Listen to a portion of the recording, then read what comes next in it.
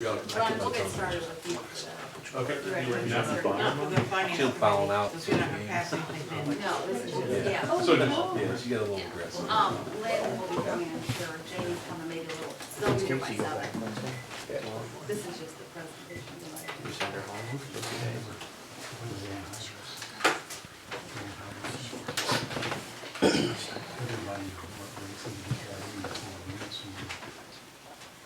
Everybody has one. I have passed out two documents to you. It's the budget for the fiscal year beginning December 1st, 2015, ending November 30th, 2016. I have also passed out the draft of the tax levy ordinance. It's the 3-page document. I'll just kind of go through each of them individually briefly, hit some of the highlights. If anybody has any questions, please feel free to interrupt me.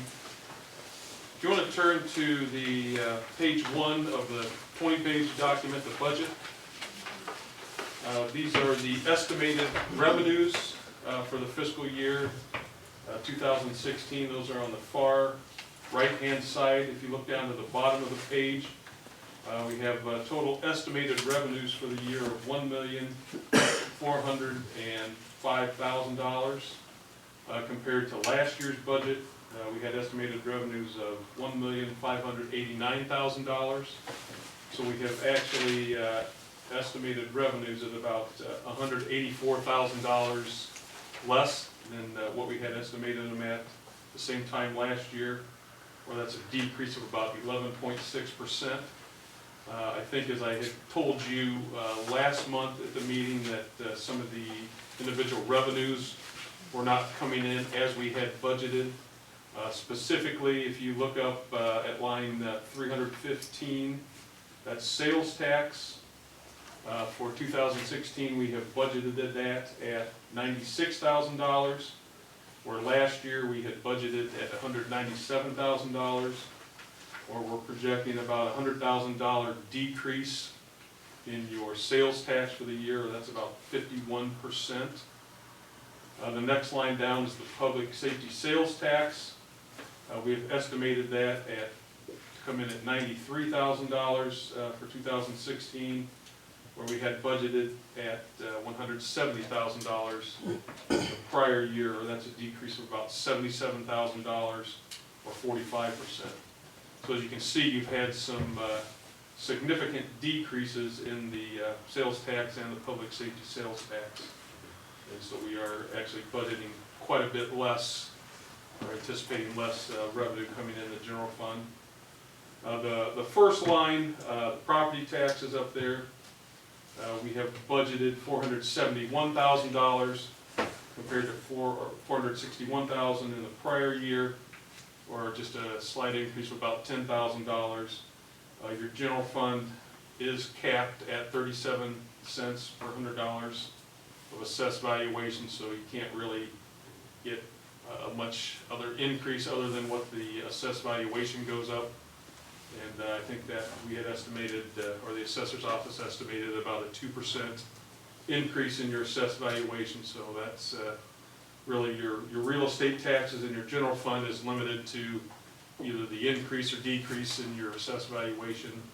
If your assessed valuation would go down, the property taxes in your general fund would also go down.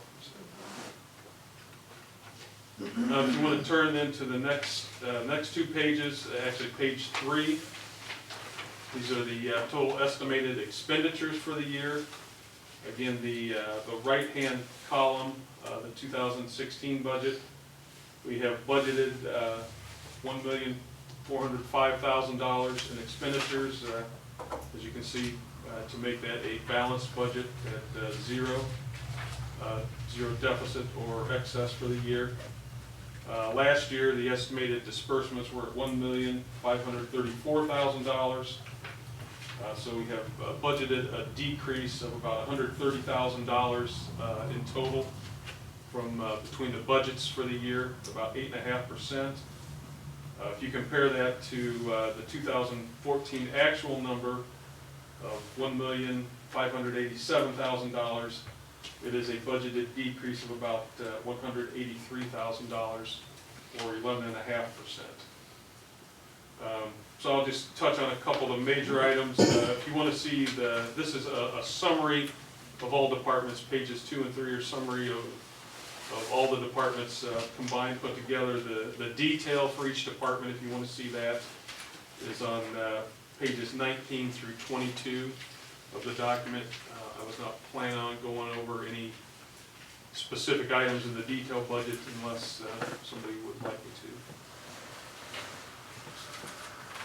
If you then turn back to page 2, a lot of the cuts were made throughout the different line items. I think some travel were some of the minor cuts, printing, publishing.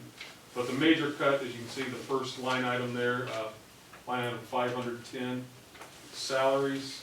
The budget for 2016, the salaries were budgeted at $919,000 compared to $1,055,000 in 2016, or that's a decrease of about $137,000 or 13% in the salary line, which was the biggest line item that was cut. There were some other items throughout here that were cut, but that was the major item.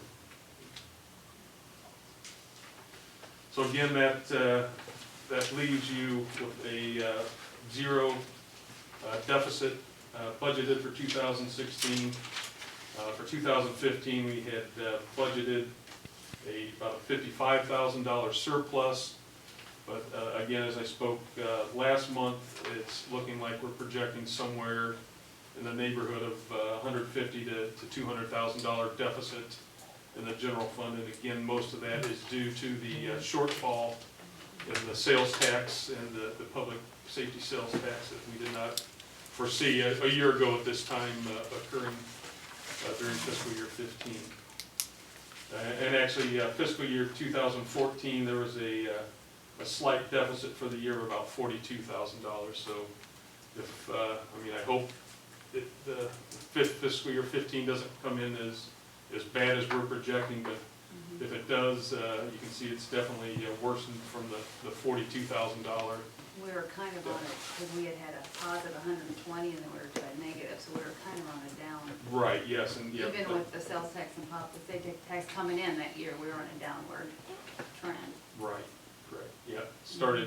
Really started in 14, kind of going downward a little bit. You had several years of when the public safety sales tax was coming in at strong levels, and you're starting to build up your fund balance and your cash reserves a little And our bit. expenses kept going up too. So Right, yeah, so it just, then it starting to ratchet back down.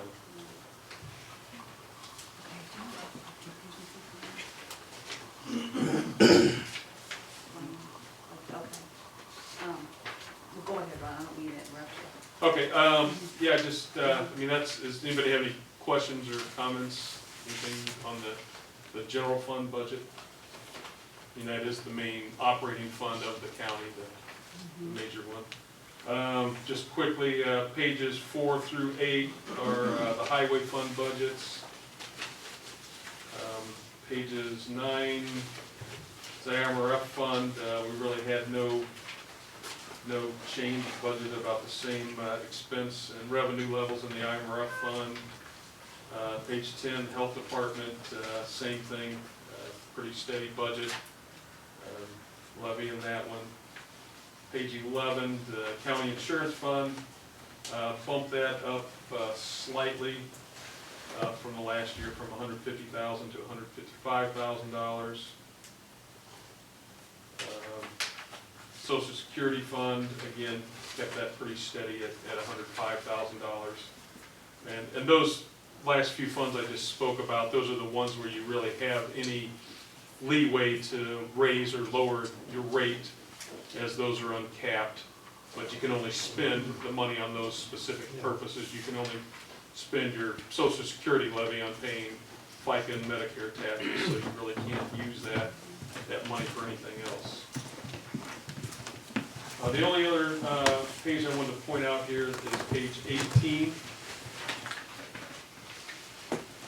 This is the summary of the property tax levies and rates for the next fiscal year, the 2015 levy, which will be collected as revenue by the county in fiscal year 2016.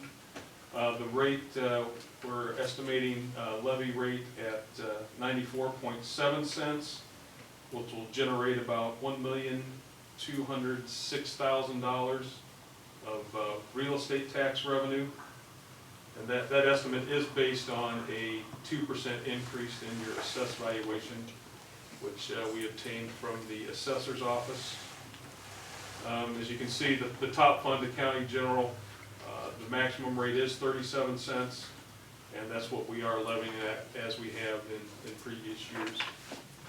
The last year actual levy, we again levied at 94.7 cents. It came in almost identical to what we had in the previous year, which then generated taxes of $1,182,000. So we're proposing really no increase in the rate from the previous year. And with the increase in the assessed valuation, you should collect around $24,000 more total countywide in real estate taxes, with about 9,000 or 10,000 of that going to the general fund is it. So the rest of the levies on here are restricted to those specific purposes that are listed. Anybody have any questions or comments on the proposed tax levy?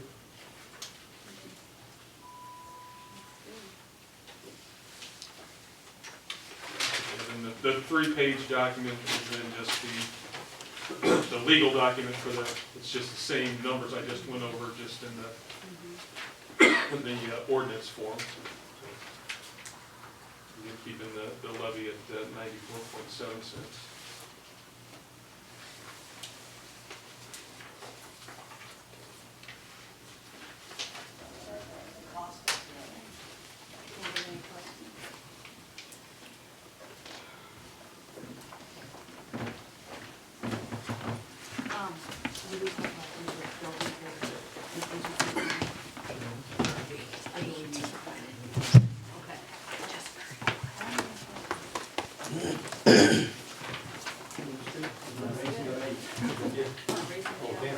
Yeah, you're already at the maximum. Yeah, that's the thing, you can only, Oh, we can raise it, we can raise the rate on it. Oh, the general. Oh, yeah. yeah, just in general. Yeah. Oh, yeah. No. Right, yeah, unfortunately, you can't, yeah, you have to go to referendum to get an increase in the general fund rate. Unfortunately, that's a major source of your revenues, and you can't, as you can see, you can't really control your sales tax revenues or revenues from the state.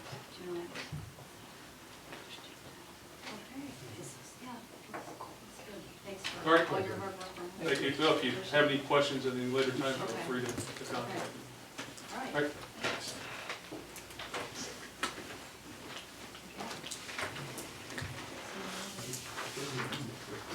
Yes.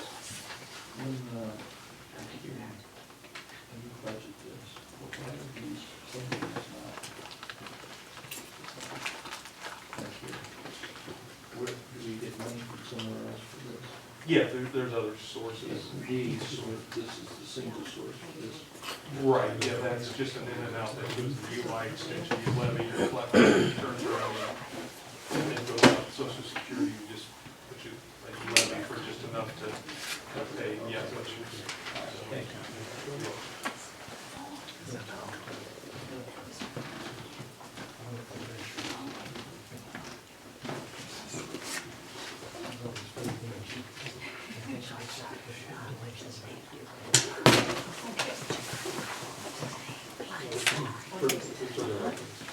Got a couple comments, I think, in the following papers.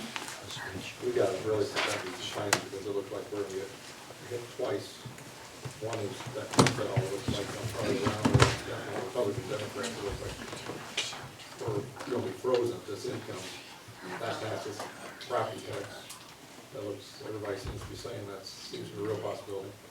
And the other thing is that along with that, while there's going on, because there has to be some revenue raised somewhere along around.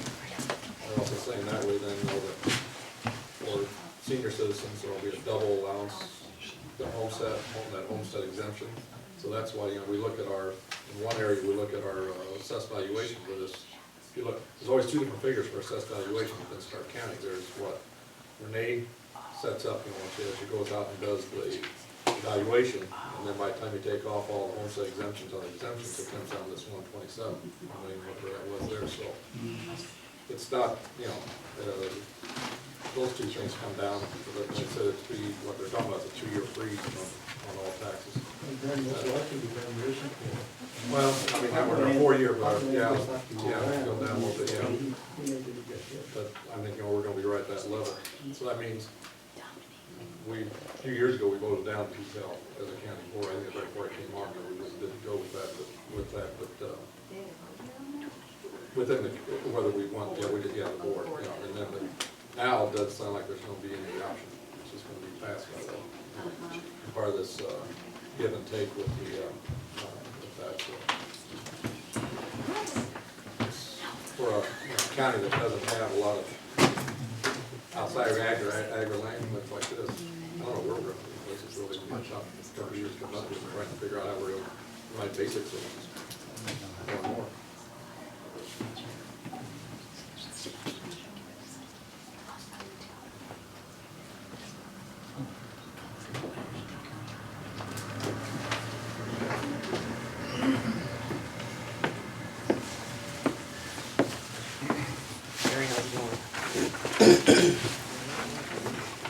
No, we're not the only, but we, but other counties have had reserves built up over the last few years, I mean, they really dipped into it, but still. But we don't have reserves to dip into, have, like, one of the units. Was Rock Island County, like $4 million, but no, they don't definitely make more than that. Deficit. I mean, one of the deficit, Oh, yeah. Rock Island's like a $4 million deficit they're looking at.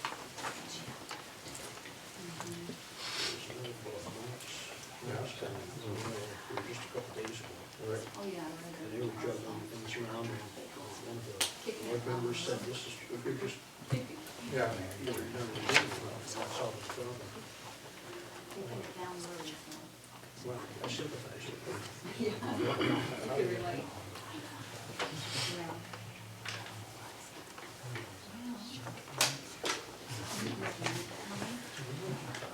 You said that, Doesn't miss. It's just- Have we ever found out, the sales tax thing Just- that we're talking about, No. where all that went? We don't know. They It's, I mean, they're not just said voting. a major supply. So Shoebox Street, I about said that with a no, but I think every tax authority will lost money this year on that, I think. We talked to the town. No, no. Yeah, I mean, it left the county, you're saying? Well, I mean, We're just left because the business. Was it down for the whole state overall? I don't know, that I don't know. That was kind of a shocker. Oh, yeah. How do you Because that was one of our, maybe. How do you plan? No. I mean, for for several years, it was real steady and, Yeah. we're moving this year, it's just down.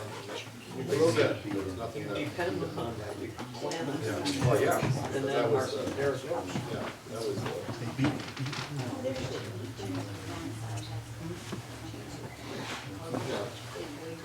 the whole thing.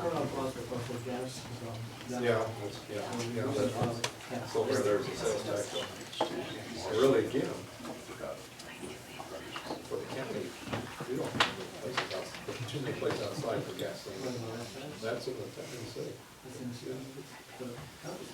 Well, very, very, very low. Like that.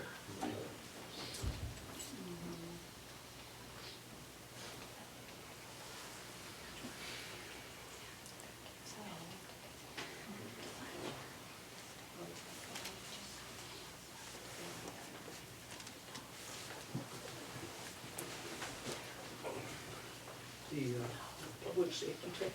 Well, see, that's the same thing. But we get, and see, that's a better indication because that, we do get that county, whether it's municipality or county, we get that, we have some. And that was down 45%. So some of this has to be down. Yeah, so, yeah, but that would be based on total dollars spent within the county for the sales taxes being paid, that I have said. He always has no early meeting noise. He likes it, so like, I want to do that with Pat. I got Friday. I got Friday. Yeah, Yeah, I got Friday. he likes it, he doesn't get it. I seem to see the locale or stuff.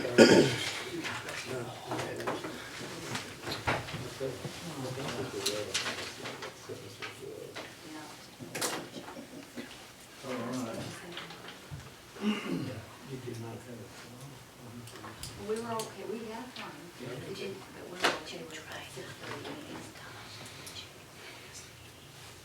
That's not coming. No, No, it's on some springs. Casey, Or it might be jumping over you. township.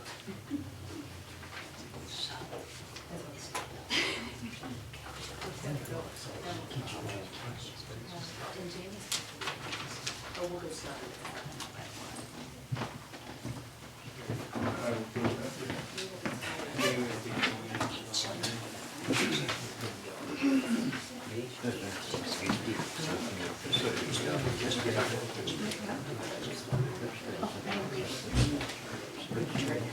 Just in case you're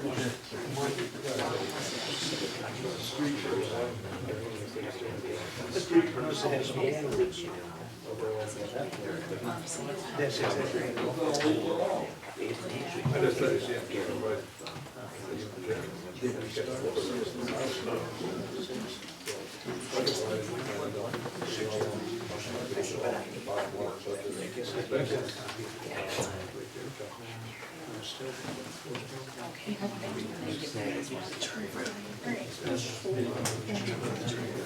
Well, I'm just thinking, this year. Not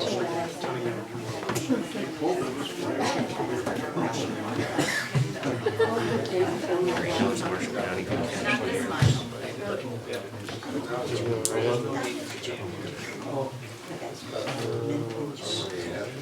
And without Easter houses.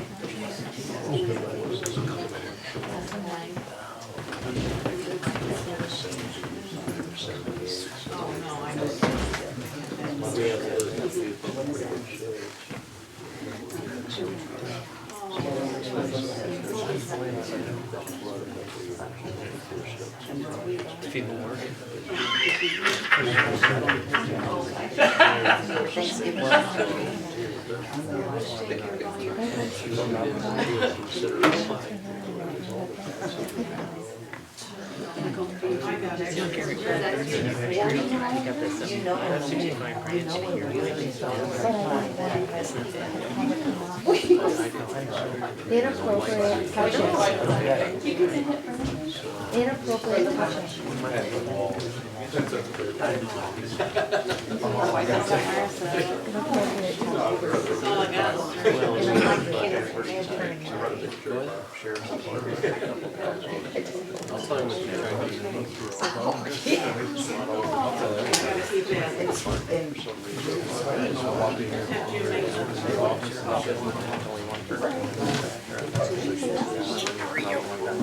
Not too bad, how about yourself? Cute new grandbaby, by the way. You get an opportunity to make an extra half and do it.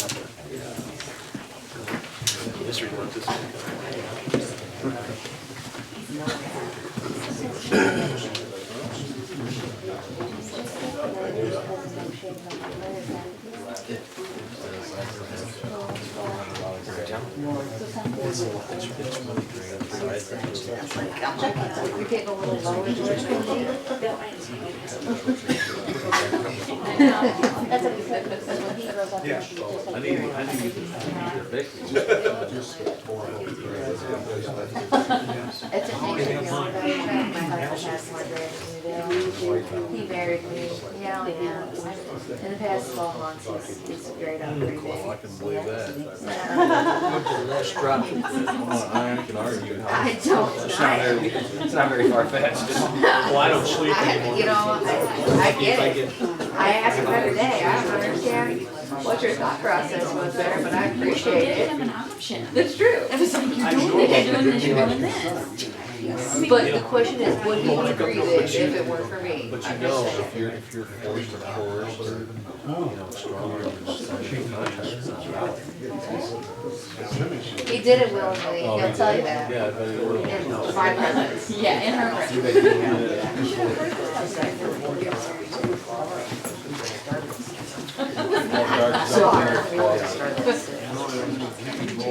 was just insane. Not a big deal.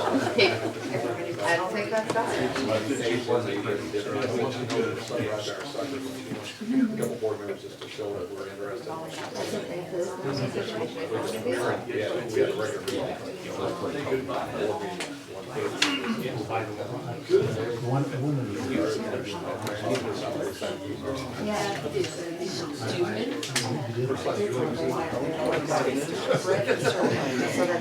good. Right? What's that? You don't even get invited. What are we doing? Have a going away party? She's here first. Oh, the holiday party you have to pay for. What are we gonna eat? I mean, what are you guys gonna eat? We're not gonna. But Jason forgot to get invited last Oh, you're boycotting it? every year. Have you ever been invited to one? Oh, we forgot to invite you. Oh, everybody have a good meal in my honor.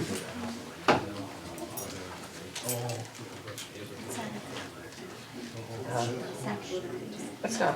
And honestly, we're trying to figure out what we have in the future. Yeah. So We should print t-shirts. I don't know what they'll say yet. we should. Yeah, Come okay, up I was with gonna something. say. We should throw our own. Well, yeah.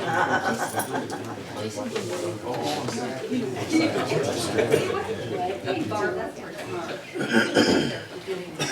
I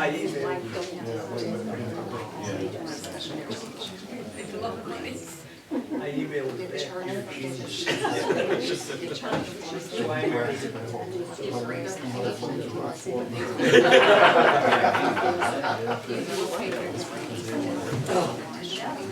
Are they smiling? She's creative. She's too So creative. you're proud of yourself.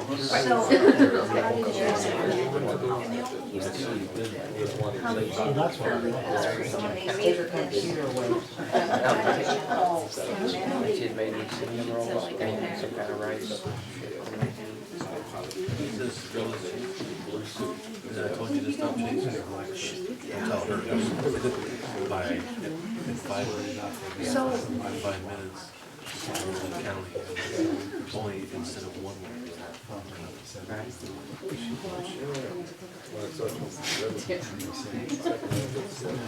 That white is in there. Oh, I got it. Hey Brandon, when is your last day at the sheriff's office? The camera's recording. Oh, yeah. December 1st. Pledge allegiance to the flag of the United States of America, and to the republic for which it stands, one nation under God, indivisible, with liberty and justice for all.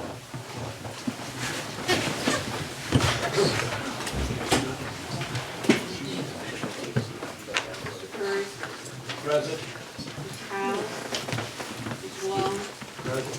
Mr. Mueller, Present. Mr. Newton, Present. Mr. Schaefer, Mr. Zerlo, Chairman Magnuson.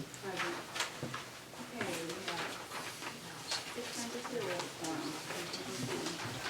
Okay, this is the October 13th board minutes. Everybody got a copy? Did you get a copy, Lynn? Did you get your board packet this time, Lynn? That was mailed to me. Okay, good. Did you get a chance to review them? Usually does it fast.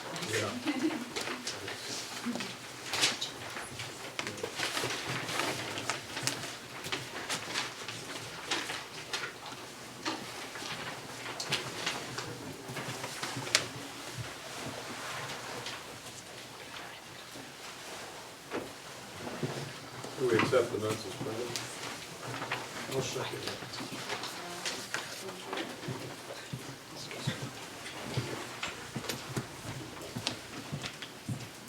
Mr. Long? Yes. Mr. Mueller? Yes. Mr. Newton? Yes. Mr. Zerlo? Yes. Mr. Curry? Yes. Chairman Magazine? Yes. Okay, then the minutes from the special finance committee we had on Tuesday, October 27th. Everybody have a copy of that?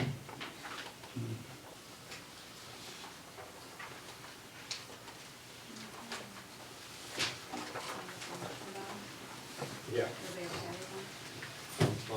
I'll make motion that we approve as printed. I'll second.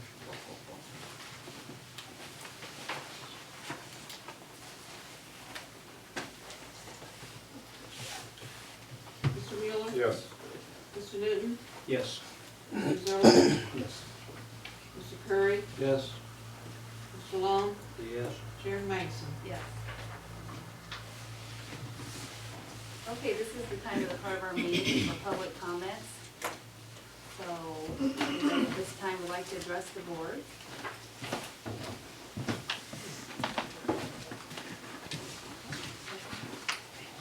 Nobody out of this big group? Okay, we will move on.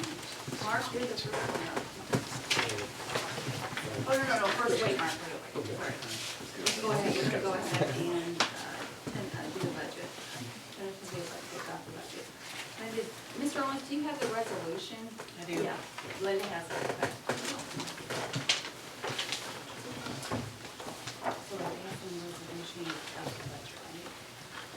Right. Okay, so I'll just do the motion.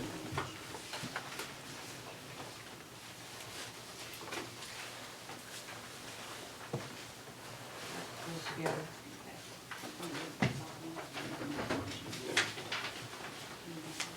Be it resolved by the Stark County Board of Supervisors as follows. Section 1, that the budget hereto prepared by the Finance Committee of the Stark County Board of Supervisors is hereby approved as a tentative budget only in the form attached hereto and made a part hereof.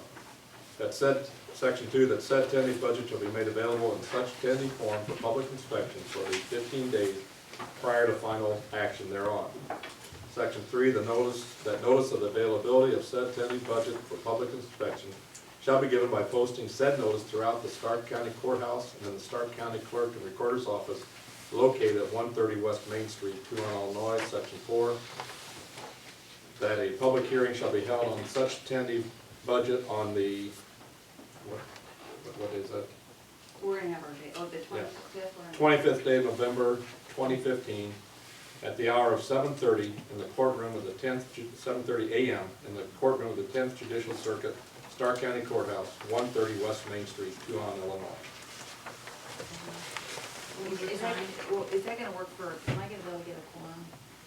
On the 25th, we're gonna come back and pass the final budget, that's the Wednesday before Thanksgiving. 7:30 in the morning. I mean, we're just, it'll, 10 minutes. Yeah. Can you think you can make it, Bill? Yeah, I think I Lynn, can you make it? can. 7:30? Kind of, in the morning, so they're ready to go to work? Oh, yes. I'll remind you. Yes. Al, you can do it, okay, so we can do it, I think Tom will make it, Yeah. so we'll start. And you can be here? Yeah. Okay, so the 25th, 7:30, we'll convene, okay, I'm self-employed, I get a day off. okay. So, okay, so Bob, you made the motion, Yeah.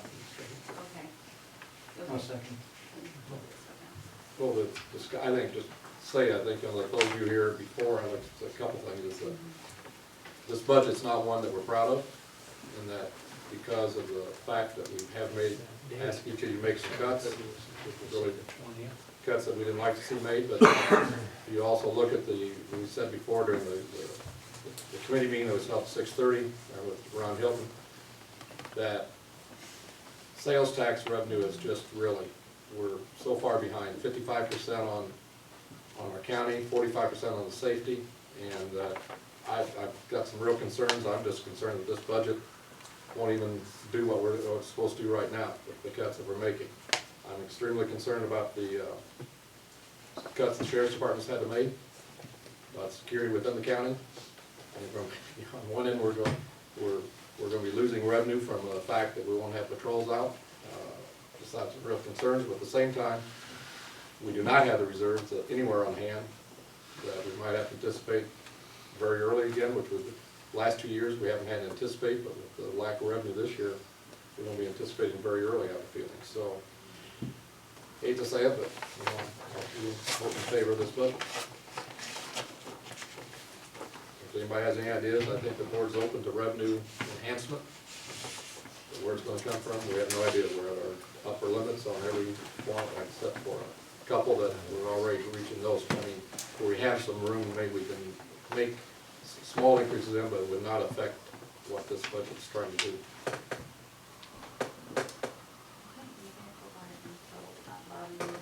Okay, then you'll sign all three, please. Yeah, okay. Mr. Newton, Mr. Newton? tentatively adopt. You just adopting the I budget. didn't hear.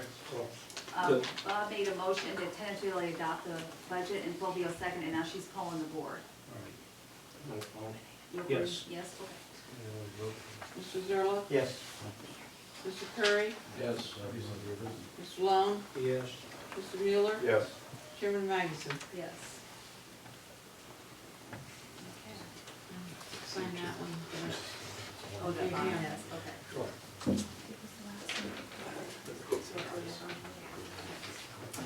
Okay, okay, Mark, now we're ready for you.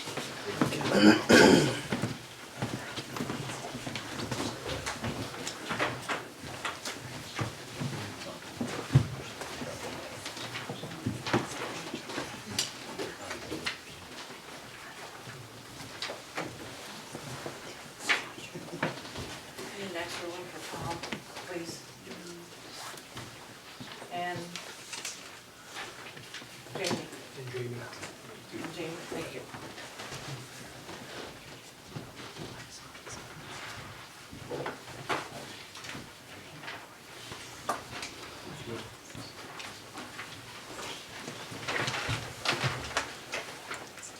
All right.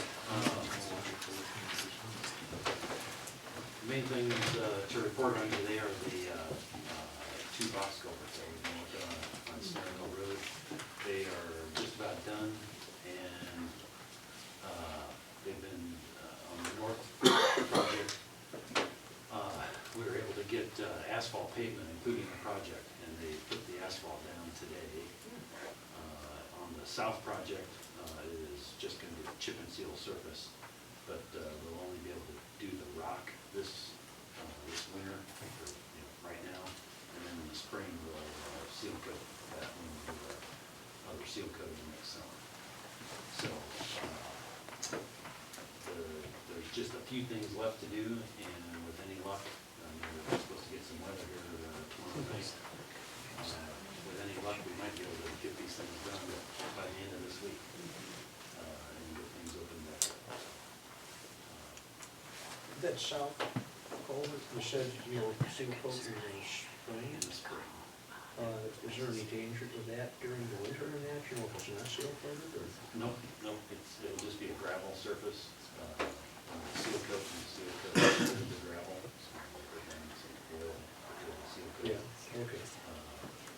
So, it'll, more than likely, the gravel will get disrupted in the winter, but then the contractor will come back in the spring, once it's, the temperatures are sufficient to seal coat, and then they'll regrade all the roadway surface.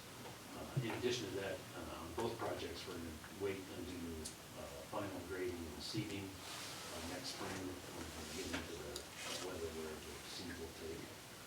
I know one of the concerns that Mr. House had was some of the cleanup at the cemetery there. And again, that'll all be paid for in the spring when we get it final graded and all of their seeding done. So for the most part, things should be opened up by the end of the week. What's that? Is it, you're talking about, I'm sorry, I lost my, Centerville? Yeah. It's gonna be, okay, great. Yep. Great. Should be open. Both of them. Both of them, yes, yep. Trucks were flying today Yeah. and yesterday. Yeah, they've been hot and heavy here to scramble to try to get things done. I've been pushing them a little bit to try to get things done here before Thanksgiving. Looks like we're gonna make it.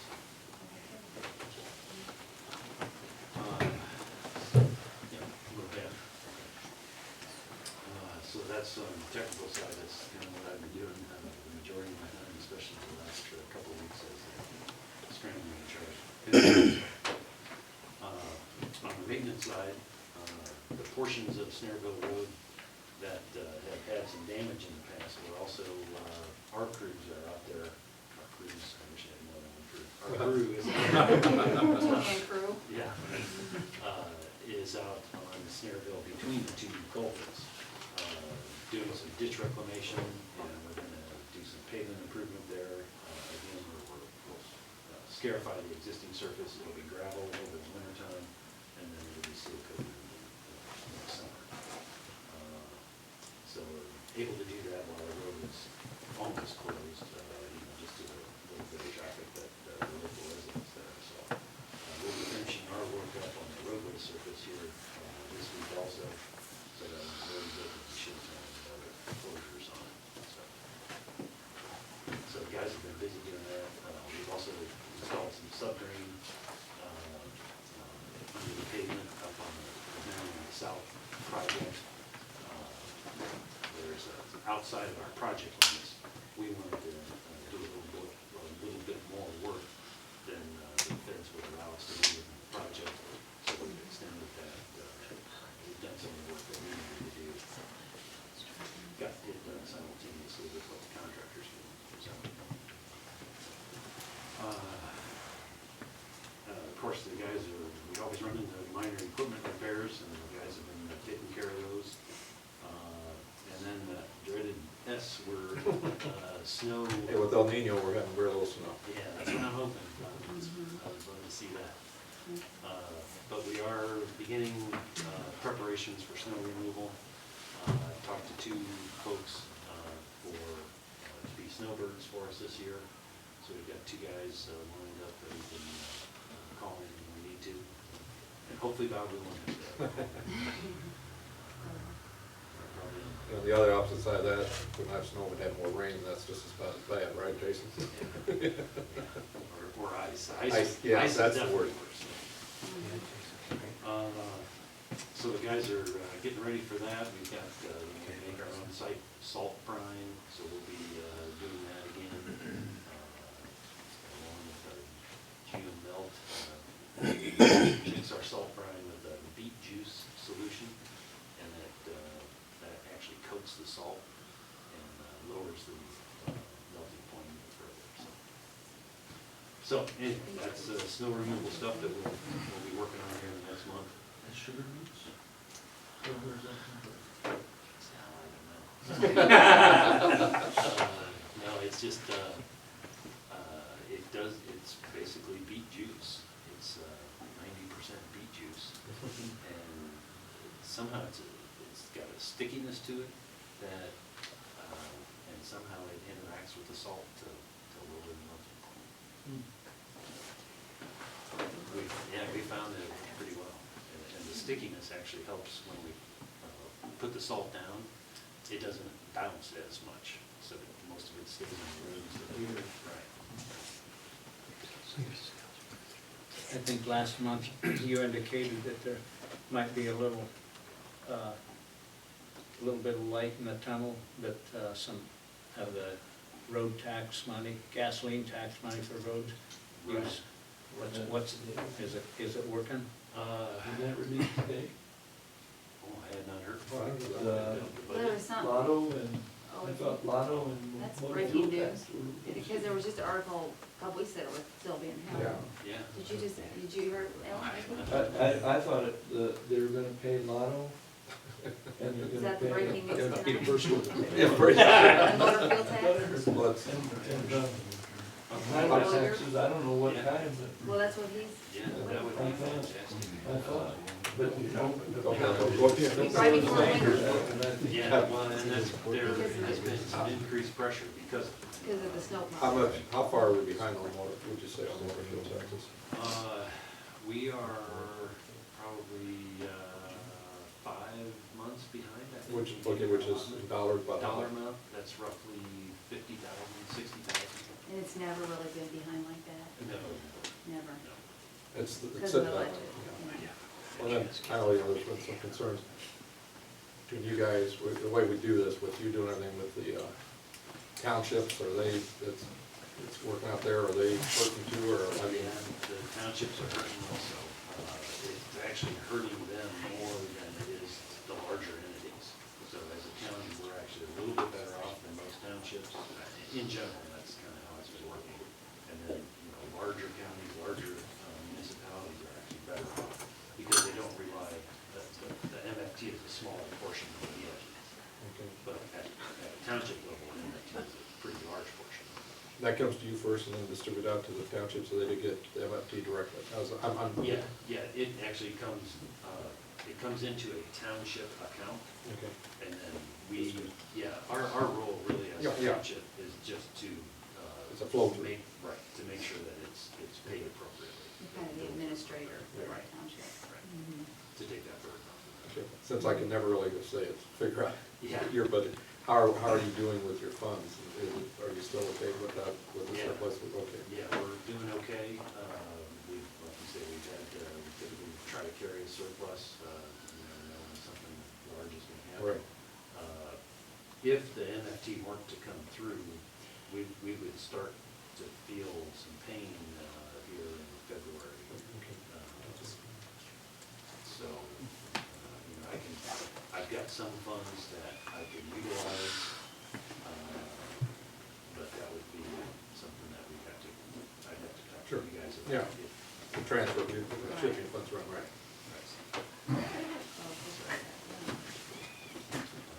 And on the upside, Lynn, that you were talking about, part of the motor fuel tax money that goes into our motor fuel tax account is what's called consolidated county money.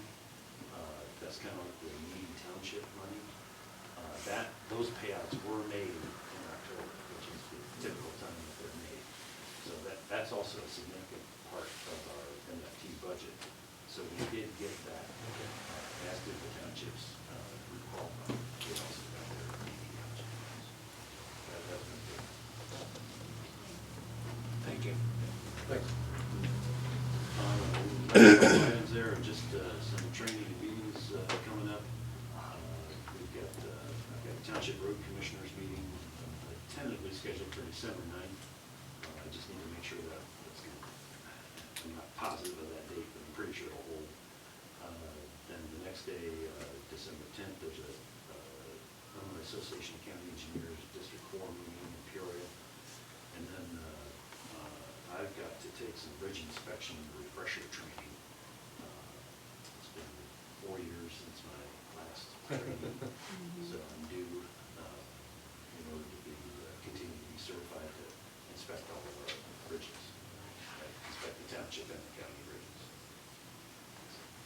That's coming up, they offer it a couple times, I just need to see which time to bring it. Is that a testing situation, or do you just attend a seminar? No, there is a test at the end.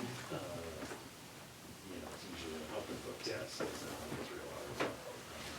It's more, like I said, especially this one, it's a refresher, just to kind of make sure you're doing everything. There have been a few changes in the National Bridge Information System standards that come down from the feds. So it's kind of an update to make sure that you're complying with all of these standards. There was some sort of article on television the other night about bridges, you know, and how many of them are Efficient, Yeah.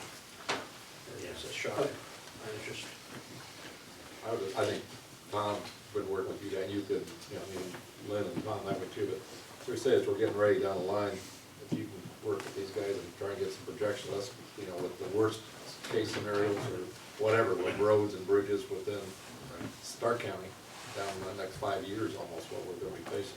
Yeah, Absolutely, absolutely, yeah, I've got, for IDOT, I put together our kind of our program, for that 5-year program. Okay, So I that'd be good.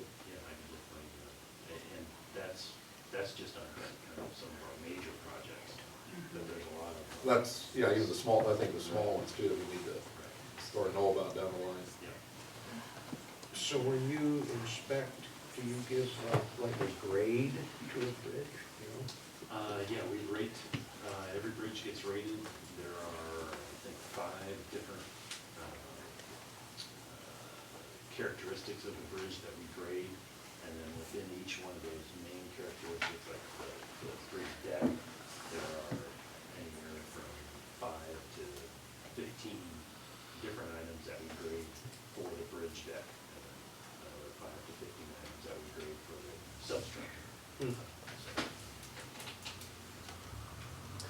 I looked it up while we were sitting here. House Bill 4305 passed the House today. Hasn't been signed, but that would release the MFT, the Lotto funds, and the statewide 911 funds. Is that through, is it already passed the Senate? Passed the House today. Okay, so I have to go to the Senate, then to, okay, thank you. That's a relief for you, Mike. Hopefully, if it have to get If signed. it gets through the Senate. Then doesn't get hung up in. Okay, all right, anybody else got questions for Mark? Okay, all right, thanks, Mark. Okay, so, we got Kelly. Eat it upside down. You don't want to put it crumbs. Hello. Hi. Everybody has the packet here. Okay, I don't know if everybody's familiar with this. I'm here tonight due to an email that Fulvio received asking from the sheriff, would you find out if the shelter would house dogs picked up in the Stark County and the cost? Which I did the best proposal I could with the information that I received. One of the biggest problems is, it was important to know how many animals, and I found out it was approximately 50. An actual number would have been better. I needed questions like how many was returned to their owners, how many was euthanized. I do know where they were euthanized, but not how many or the actual cost.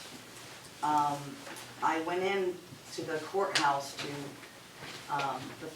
I went to the first building, and they said to go to the next door building, and I said I'd be I introduced myself, and I need to fill out a Freedom of Information Act form, and she said we don't do them.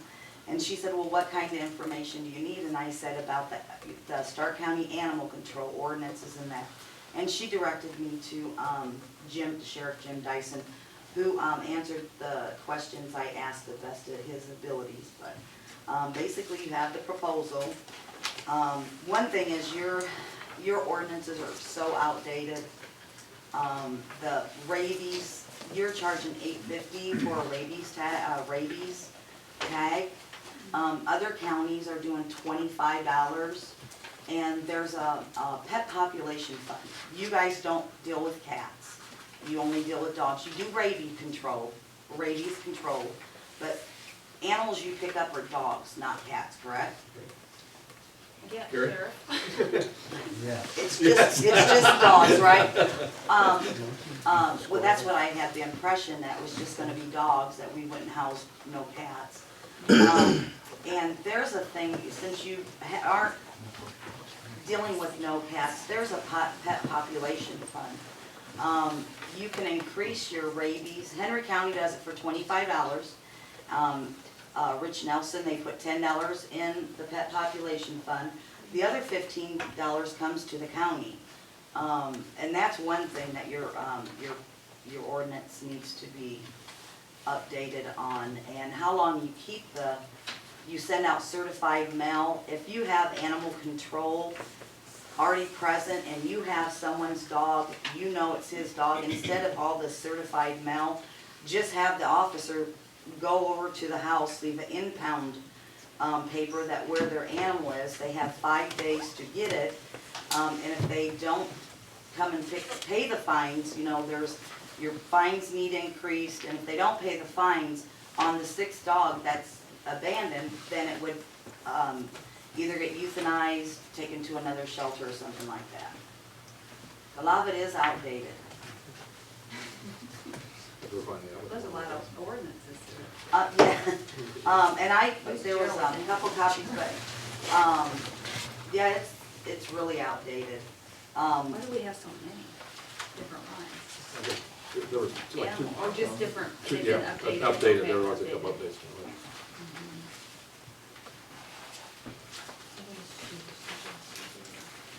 So basically, what you're saying with what you gave us is, one thing is that, update our work, well, really, I would say, probably look through yours that you were kind enough to give us on the, Yes, City of Kewanee, and they have a real good one. And then- And it's been updated 5 times, and, laws change. One thing, the last committee was done last year, they found out our fees, weren't high enough, and they decided people who has a dog who's repeatedly, been taken to court to raise the fines on the fees to kind of deter that. But, if anybody has any questions on the proposal, or anything like that, I'd be happy to answer them. I just think, thank you for putting it together. I think now we just need to get back down together and look at the policy you've sort of given us in Kewanee and look at that and see what, We call compare it what the we're doing. pet committee. Yeah, the pet And committee. it is, and it's nice to have citizens on it. We had a veterinarian, have local citizens, but yeah, you definitely need to update. So they were saying, And then we can see if we want to contract with you on, the contract that you want. we need to see what we're doing and then see what, Then would we be the yeah. animal control officer? Well, yeah, oh, yes. I mean, this is, they What were did just they housed, decide? well, we still have the animal control officer and also transport. So basically, based on 50 dogs, you're looking at $3,750 a year Mhm. for those for the house. And then, I don't know, didn't find out the information. We run this, the Henry County Humane Society runs the city pound in Kewanee. Plus, we have an animal shelter. They're 2 separate facilities. When, the police, animal control, code enforcement bring in a dog, there's a form, and I don't know what your forms are, but there's 2 forms, or a form. This goes back to, they fill it out, they're the only ones that put animals in there. This goes up to the police station, and this stays on the kennel. So say if your dog got loose, I ask you, is it current on rabies? And if you say no, we make the appointment at Kewanee Vet. We take the dog up to the vet to make sure, because by law, every animal has to have a rabies shot before you release them. And then they go to the police station, they pay their fine right to the police station, and they bring us a receipt out. And when we have that receipt, we release their dogs because they're current on their rabies, they paid all their fines, and then they get their dog back. And then we, once a month, we turn this in to the city and for our bill, and we get paid once a month. But I can tell you, every animal we took, I can tell you, when it comes to the shelter, then it's processed. They're spayed, they're neutered, they're microchipped. We put them up for adoption, and then this form goes with their adoption. So I can tell you where every animal went to and where it is. But yeah, so I mean, if that helps you, and I think just sometimes we have to catch ourselves up on. it's not as hard as what you think it is. I have a question. You said it's either the police or code enforcement. So do the police have to have special training for the code enforcement to be able to be an officer? Or could any deputy perform the function of? Yes. What we have is, say, something happens on a Saturday and Sunday and there's no, animal code enforcement on duty, and they get a call, and the police will put the dog into the pound, make up the paper. And, being at the shelter, I've had experiences where people tie up a dog, and it's a very aggressive dog, and I had to, this is 3 in the morning, call the police, and they know how to get the dog in the police car, but yes, they both do it. So does it take some special training, or there's no requirement for that? I think that, I do know that Keith did some training, they don't send him to schooling, and they do more on the job, I believe. So, we do have, there are a couple of intergovernmental agreements that we do have right now, especially with Toulon, I don't know about. Okay. Oh, yeah, we take care of Yeah. it too. Well, we don't have actually, we have it in writing. Yeah, There's some yeah, there's an old one, yeah, resolution. there's a resolution, right, yeah, we've got that. And those haven't been updated No, they in haven't a long updated, time. I'm saying, no, that's, I don't know. It's- I mean, the one that were in the packet, there was Toulon. No, you do also, Elmira, Osceola. Oh, yeah, yeah.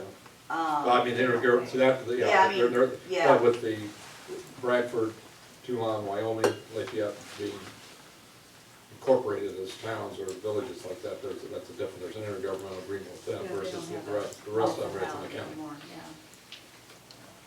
Okay. Also, some of the dogs end up to the pound, but they're not reclaimed, now they end up at the shelter, Mhm. and they get adopted out.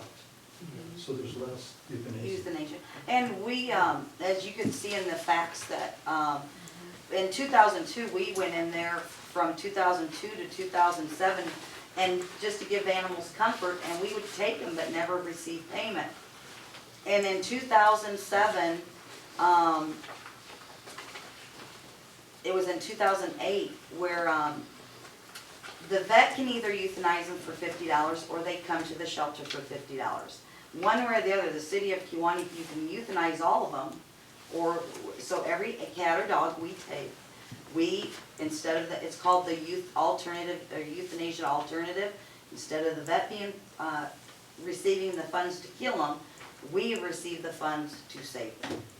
And we use Facebook, Pet Finder, Star Courier, and social media, so. How many vets have you adopted this year so far? For this year, we've exceeded, well, last year, we adopted 120 dogs and 125 cats. And then for the pound, in 2014, dogs came into the pound, 149. 88 were returned to their owners. 51 come to the shelter, and 10 were euthanized. And that could be where they were on quarantine and the owner paid the vet and surrendered it to be put to sleep, aggressive dog.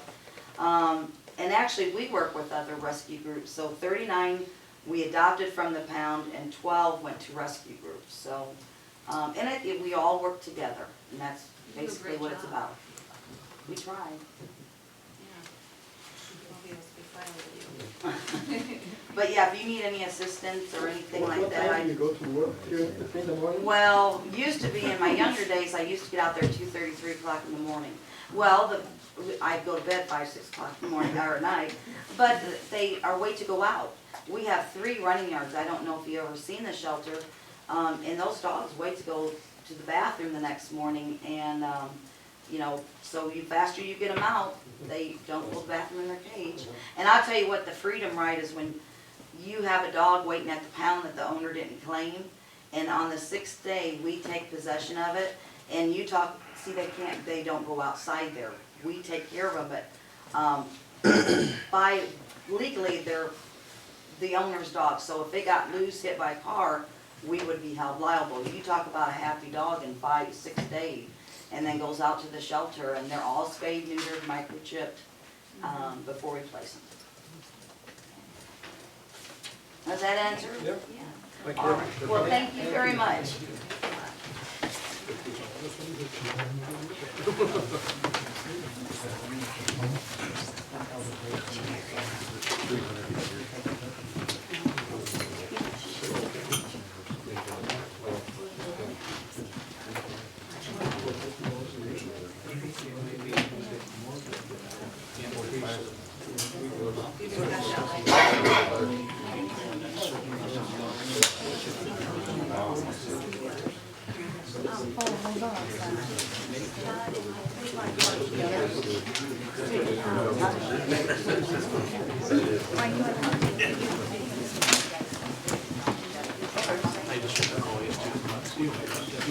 1 o'clock?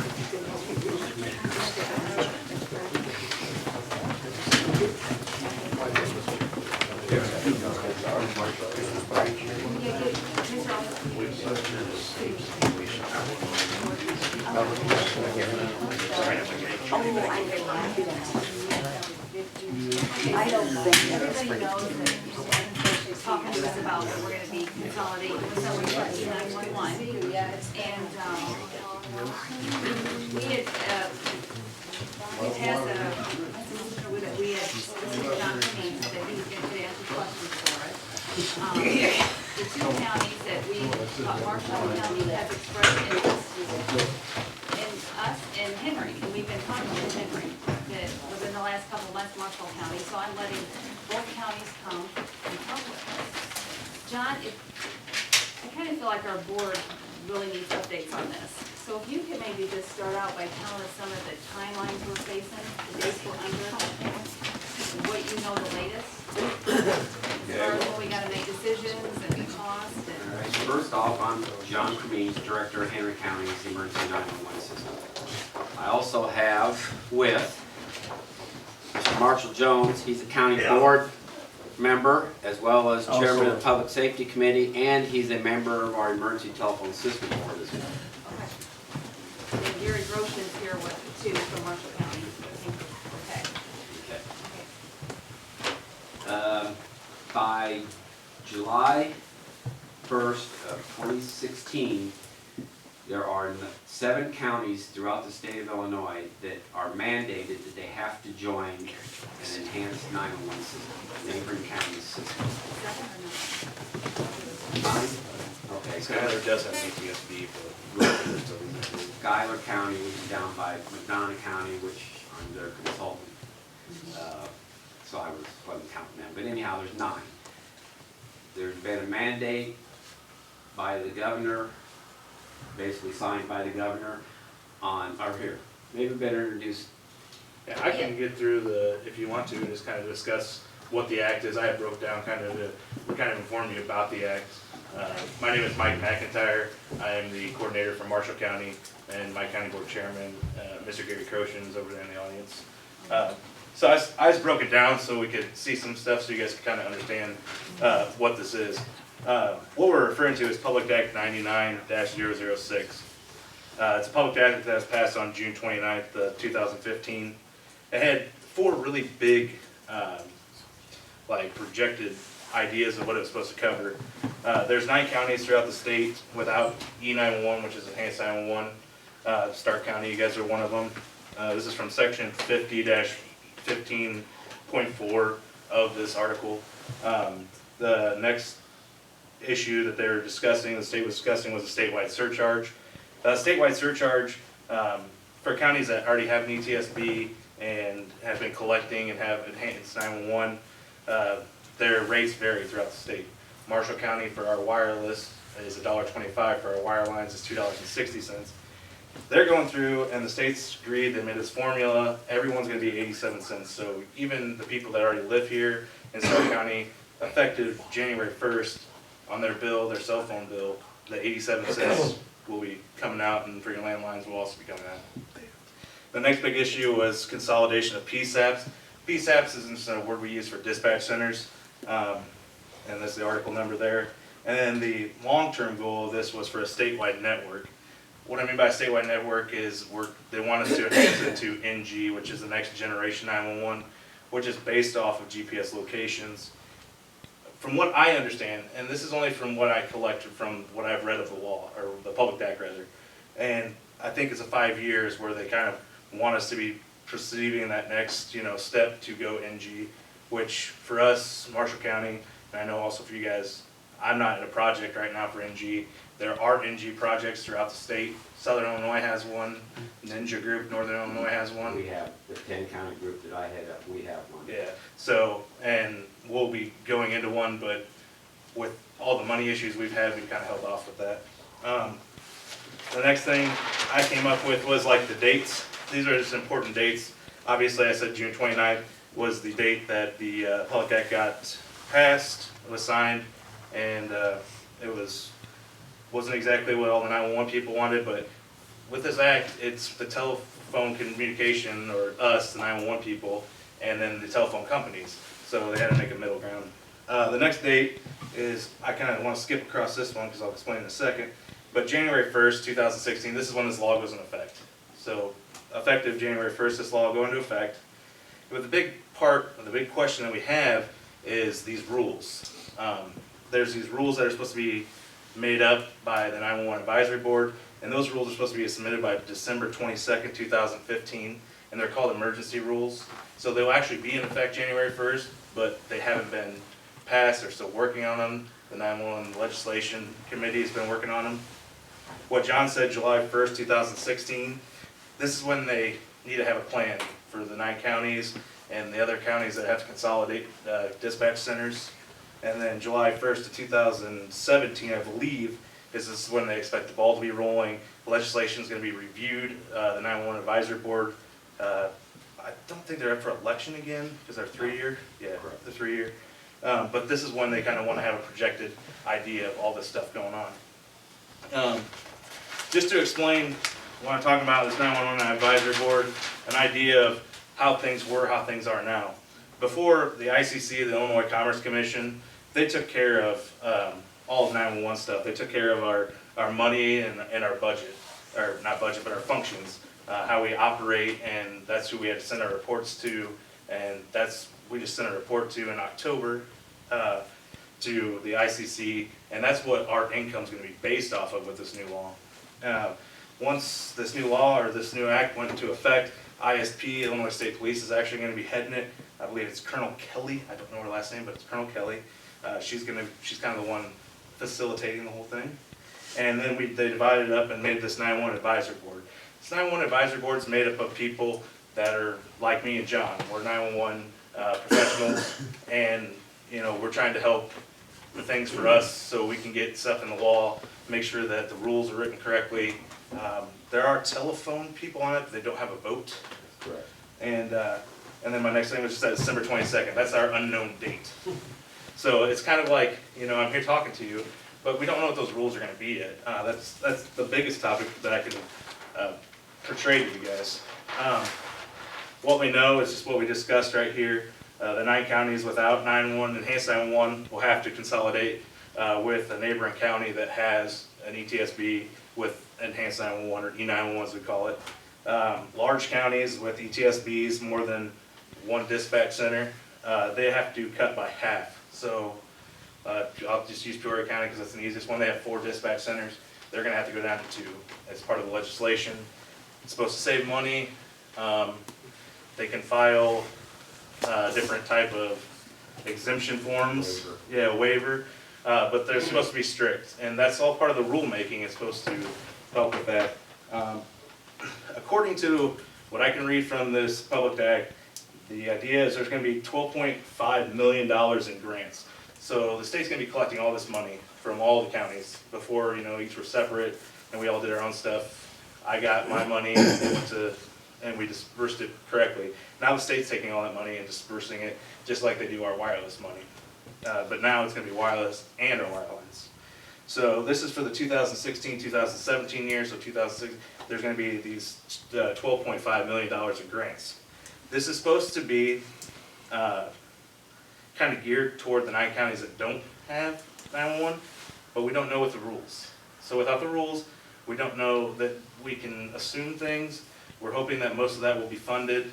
They said that they're really focusing on the counties that don't have 911, so there will be grant money for that. But you will have to apply for the grants, and it'll be up to the 911 Advisory Board if you're going to get those grants. So what we don't know is what the rules are. That's just basically what it is. Until December 22nd, we don't know what the Advisory Board is going to tell us that are stipulations that we're going to have to follow. We can make assumptions all day long. I've made assumptions. I know John had. I mean, we have to because we want to get the ball going. They wanted this. This is a very fast act. When it got passed, it was fast. It got passed in June. They need the rules, and it's going to effect in 6 months. It's fast fire. What Stark County is going to need as far as to go enhanced, these are some of the things that came to my mind that I would share with you guys. Addressing. Do you guys have an address? Yeah. Okay, okay, so that's a big chunk of money that's been taken care of. So then you can put that into your mapping, which will also save. Me and John both have the same mapping company. We use the same mapping company, WTH. They're great. I personally like them a lot. I know we've been to conferences together. The next big thing is all the 911 calls are gonna have to be rerouted. So right now, correct me if I'm wrong, but the way it works for you guys, for a landline, you guys got dial 911 and it's transferred to a 10-digit number and sent to the sheriff's office. But there's no data, so you don't have a pinpoint location where the call's coming from. So that's what the advantage of Enhanced is we get a pinpoint location of where that caller's calling from. So if you have a babysitter over watching the kids, they call 911, they don't know your address. We know your address because it pops up on our screen. So all those calls have to be rerouted to whichever county you decide to go with. And then for us in Marshall County, we do 911 signs throughout the county.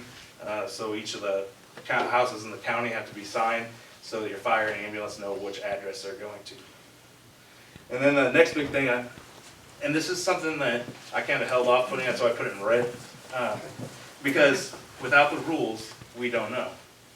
But I'm assuming there's going to be a big radio study for whichever county you have to go with. There's going to be the radio study to see if our frequencies or Henry County's frequencies would reach or come out to you guys, because it's going to be a big thing. We're setting off fire tones, ambulances, and stuff like that.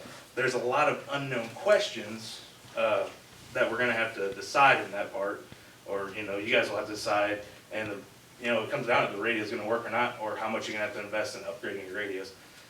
We're assuming, once again, without rules, we don't know, that grants will help cover that. So that's what they talked about, and the time frame. And I think this will be in the rules, because this isn't going to happen overnight. We can't take you from 0 to 100 overnight. It's just impossible. When Marshall County went live, it took we went almost 3 years, not quite 3 years from. You guys already have address, and we didn't at the time. But from ground up, it took us roughly 3 years, 2.5, and we've been live since October of 2000. Live, I mean, as we've been taking enhanced calls. Just some of the facts that I've collected about Stark County that I know about you guys. This is based off the census in 2010. Your guys' population, 5,994. Your square mileage, which shouldn't change, would be 286 miles squared. I believe you guys have 1 to 2 deputies on per shift, roughly, depending, at least one. We did. Yeah. Did before, okay. Okay, I'm just, this is just stuff information that I was trying to collect. Nice shot here. Okay, go ahead. Lincoln, whoever you go with for an enhanced system, you're mandated, you have to have 24-hour law enforcement coverage. Yeah. You're going to be mandated by the state, you have to have it. Just a minimum of 1 car, but you have to have it. It's a stipulation of the enhanced, I believe, is what they claim it is. I believe you guys have 4 ambulances, there's 3 Stark County, you have 5? Two You have services. Bradford 1 and then 3 from Stark County? 2 services, 4 ambulances for Stark County and 2 for Bradford. So 5 total, if you had all your ambulances, 6. you have 5, huh? 6? 6. 6, okay. And 4 fire departments, if I collect this correctly? 4 based in Stark County. There's 2 additional districts that Okay, like come Marshall into County, Stark there's County. 10 throughout Marshall County, but we only have 7 based throughout our county that we dispatch for. And then this is a big thing that was brought up a lot when people were asking me about stuff. You guys have 3 cell phone towers throughout your county, and cell phone towers are something that you don't really think of because you use your phone and it works, and that's how it works. But you guys have 3 towers. I believe IVC Cellular owns all 3 of them. When there's one over by Wyoming that hits us. When IVC Cellular came to Hank, who I replaced, they just asked if the 911 calls had to go somewhere. So we just took those calls. I don't have a figure, or I can't get it. I've contacted people to try to get a figure of how much we make off that, but I know we haven't handled a ton of calls for you guys. But it's just 911, and we don't get the data or the mapping or anything like that from you guys. So it's just merely us getting the 911 call and then transferring it to you guys. And that's pretty much what I have as far as just knowledge of what the law is going to be, and I'll let John kind of talk about what he thinks of things. Okay, question? Yeah, I have a question. The $12.5 million, Yeah. grant money, where's that come from again? Well, they're gonna be collecting all this money. So like, from every single resident in Illinois outside of Chicago, let me eliminate that. The city of Chicago is not included in this legislation. Cook County is, but the city of Chicago, which has a cell phone rate of $3.55? Yeah. 55, somewhere there, cents that they get, so they're not involved in this legislation. We don't know how, but that's the way it is. So all this money's gonna be collected before other counties, like with a bigger population, like 100,000 people, their surcharge might have only been 45, 50 cents, where mine was 260. I only have a population of 12,640 people. It's supposed to all even out. So we all make the same money we did before, and then there's gonna be this kitty for grants. And this is all based off what the state has agreed on, and there's a formula, and it's however you wanna perceive it. We're not confident in that. I'm not confident at all. Bill, that's on your Cost to our county. I believe so, yes. Bill. That's on your cell phone and your home phone bills, Correct. Okay. Correct. That's and the billing address. Yes. Yeah. Per Per Per line. per line. So like in a family, if you have 4 cell phones, Each one on 87 cents, yeah. And right now, when we were down at conference, roughly percentage-wise, from what I collected, cell phones make up roughly, I would say, close to 75, 80% roughly of what revenue is built up. And landlines have dropped so much over the years because people just have cell phones. Right. And that was our big moneymaker back in the day, because everyone had home phones, cell phones were popular. And when we got to pay $260 for each of those, well, now those have kind of dropped off for Marshall County, so we get less revenue. And this is supposed to help build that back up, so each of these counties aren't running in the red anymore. Everyone's back in the black.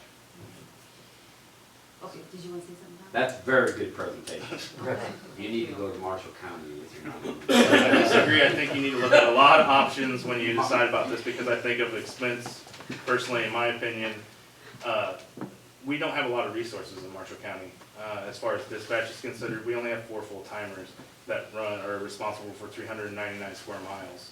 If we were to add on an additional 286 square miles, we would have to bump up I believe, our staff, which would have to come as a dispatch fee that we'd have to charge you guys to make up for that offense, you know. That's another thing that's, did you have a question for me? Yeah, don't you already handle about 60% of the calls from Star County? No, not at all. We've handled 75 911 calls from the beginning of this year till today for Stark County. And then the only calls we get for you guys is from that one cell tower. Knox County gets one of your towers, and I believe Butte County gets the other one. They must have, we don't get it. Yeah, they don't get it, but we only get a small, very, very small portion of your 911 calls. So is this something new, because we had understood that we were, No, oh, I'm it's sorry, Yukon, which is Bureau County. Bureau County, yeah. that we were gonna have to keep our dispatching, so really, we won't have no dispatching? The way I understand it So I is mean, that, we're gonna save money with that, and then we pay the fee to the other county for our dispatching. yeah, That's correct. but for us, it would be employees of Marshall County, it wouldn't be Stark Right. County, so. We'd have to do it either way. Right. Yeah, We'd have to have an interval, so that's gonna be a change that we didn't know. yeah. Chairman, Yeah, you would still have your dispatch center. You still have to dispatch your local services. So, for example, if we did choose Marshall County, the call came into there. no, Our it's changed. It's changed. It's changed. Jason. It's changed. we we would still have our jailers and our staff at our facility. That is correct. Yeah. because Right. Your current dispatchers are used as jailers as well. Right, right, right, yeah, yeah. But Right. now, under this, the way we understand it, under this new, all dispatching for any emergency calls will be from whatever county you go with. You may still need someone here to answer Right. administrative lines, But not emergency. but not emergency lines. Right. And even dispatching will be done for your emergency services, even your sheriff's department will be done by whichever county you go with. And the reason they're doing that is because the law states that we can't have the idea is not to have any more secondary dispatch centers. So that would be considered a secondary dispatch center. And if we were to reroute or transfer a 911 call, so if we got a 911 call for a police emergency, a domestic violence, for instance, and we transferred that call to you guys as a secondary, you're not receiving any of that data that we got. You don't get the location like we do and all that stuff, which is what the idea of this effect is.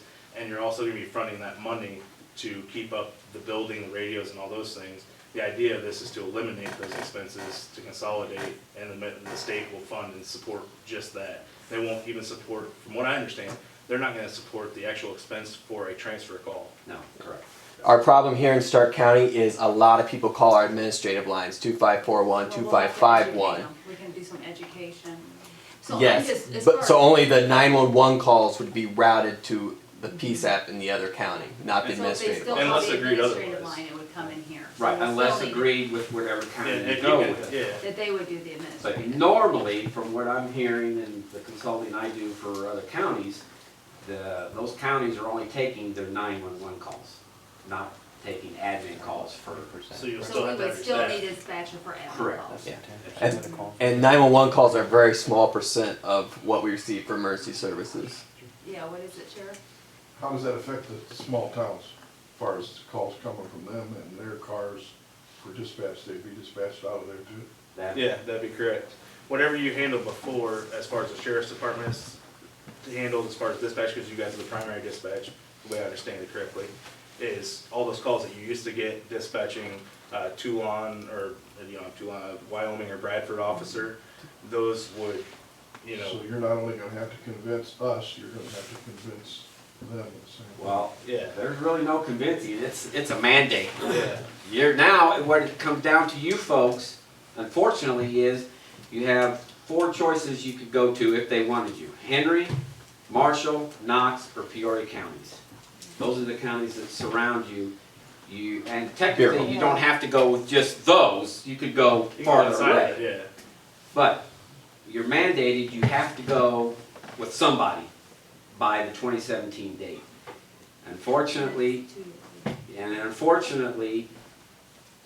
that grant money would help pay, not all possibly, but will help pay for the radio equipment and whatnot and trunking to get that data and information, not only to wherever the dispatch is gonna be done, so it can get dispersed back out to the emergency services in this county.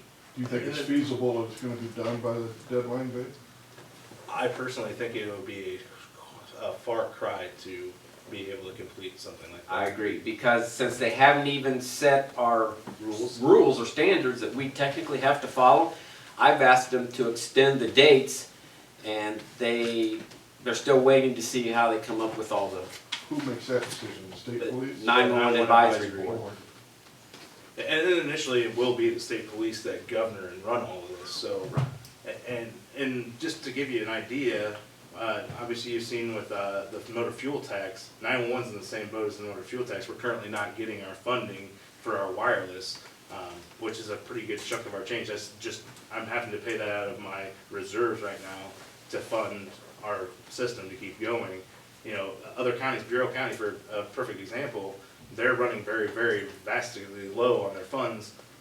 What I heard down Springfield was, I think by the first of the year, they'll be done. They won't have enough money to operate 911. Then the county board will have to take it over, because you cannot shut the system down. And that's something. And so then where's the county board gonna get their funds, because they're cutting as well, but that's the mandate. Maybe that'll come through. Now, this House Bill 4305, even though that made it through, we were told at our conference last week that the governor possibly is still gonna veto that. And he has, I believe, 60 days? 45. 45 days. So I believe on the 44th day, that's when I foresee this happening. And our lobbyists, 911, we're both affiliated with both NENA and APCO. They're both organizations affiliated with 911. They do a lot of this stuff. And they are lobbyists that we hire to take care of that stuff. And that's what he agreed upon, or thought would be the issue. Mr. Dyson has. If Stark County decides to go with you, what if Wyoming or Toulon decide they don't like you and wanna go with Mr. Kameen? We decide for the county, basically. Yeah, the county board will make that decision, I For the believe, and then cities? our county board Yeah, would no, that also. can work. Our my ETSB board, John's ETSB board, and then actually, the ETS board would have an opinion to take to the county board for both John and me, Henry and Marshall, but it'd be up to our county board to finally say. I know. Who does this board report to? Which one? ETSB. ETSB board, I have one, John has one. They're just a subsidy of the county board. You guys, like for Marshall County, our county board has elected people to sit on an ETSB board. There's one county board chairman, and then I have a firefighter, an ambulance guy, my EMA director. I have 5, a citizen at large, and these people help to take that funding off of you, the problems off of you, they run me. Are those appointments made for a certain period of time, or indefinitely, or at the pleasure of the board? They're every, Well, it depends on the county, the County Emergency Telephone System Board. In Henry County, we have 13 members, and we alternate between 2 and 4 years. yeah, and that's the same for us, we have 6 members, And and who we appoints alternate. those members? The county board appoints, in our county, the ETSB provides the county board with a name, because there are requirements as to who can be a ETSB member. Right. And then we give to the county board, and then the county board usually approves whoever we submit to them. Right. But with a joint system, Stark County would have representation That's correct. on that joint Are those ETSB. paid positions? No, No, it's a volunteer position. What was that? Did I hear the word volunteer? The ETSB are volunteers, they do not get paid. The director does. The director does. yeah. Oh, I would not be doing this for free. Yeah, So who pays you? Out of The funds? ETSB pays me, it comes out of our landline and wireless funds. same thing. Now, And- if we had gone with you, would Jason be named deputy director? That would have to be determined between the, whoever, see, you'd have to consolidate boards. Actually, we'd have to bring in boards from you folk, or members from your county to our board. And that's one of the questions I've asked the advisory board, what's the representation amount from these smaller counties coming into a bigger, because Right. we've got 13 board members. So if you go, either go by population or square mile wise, that roughly gives you 2 to 3 representations on our board. Then, it would be up to that board as to who could be an assistant. I have an assistant right now, but that would be up to the joint ETSBs as to who would be what position. In fact, if there's a joint ETSB, I may not even be the director anymore.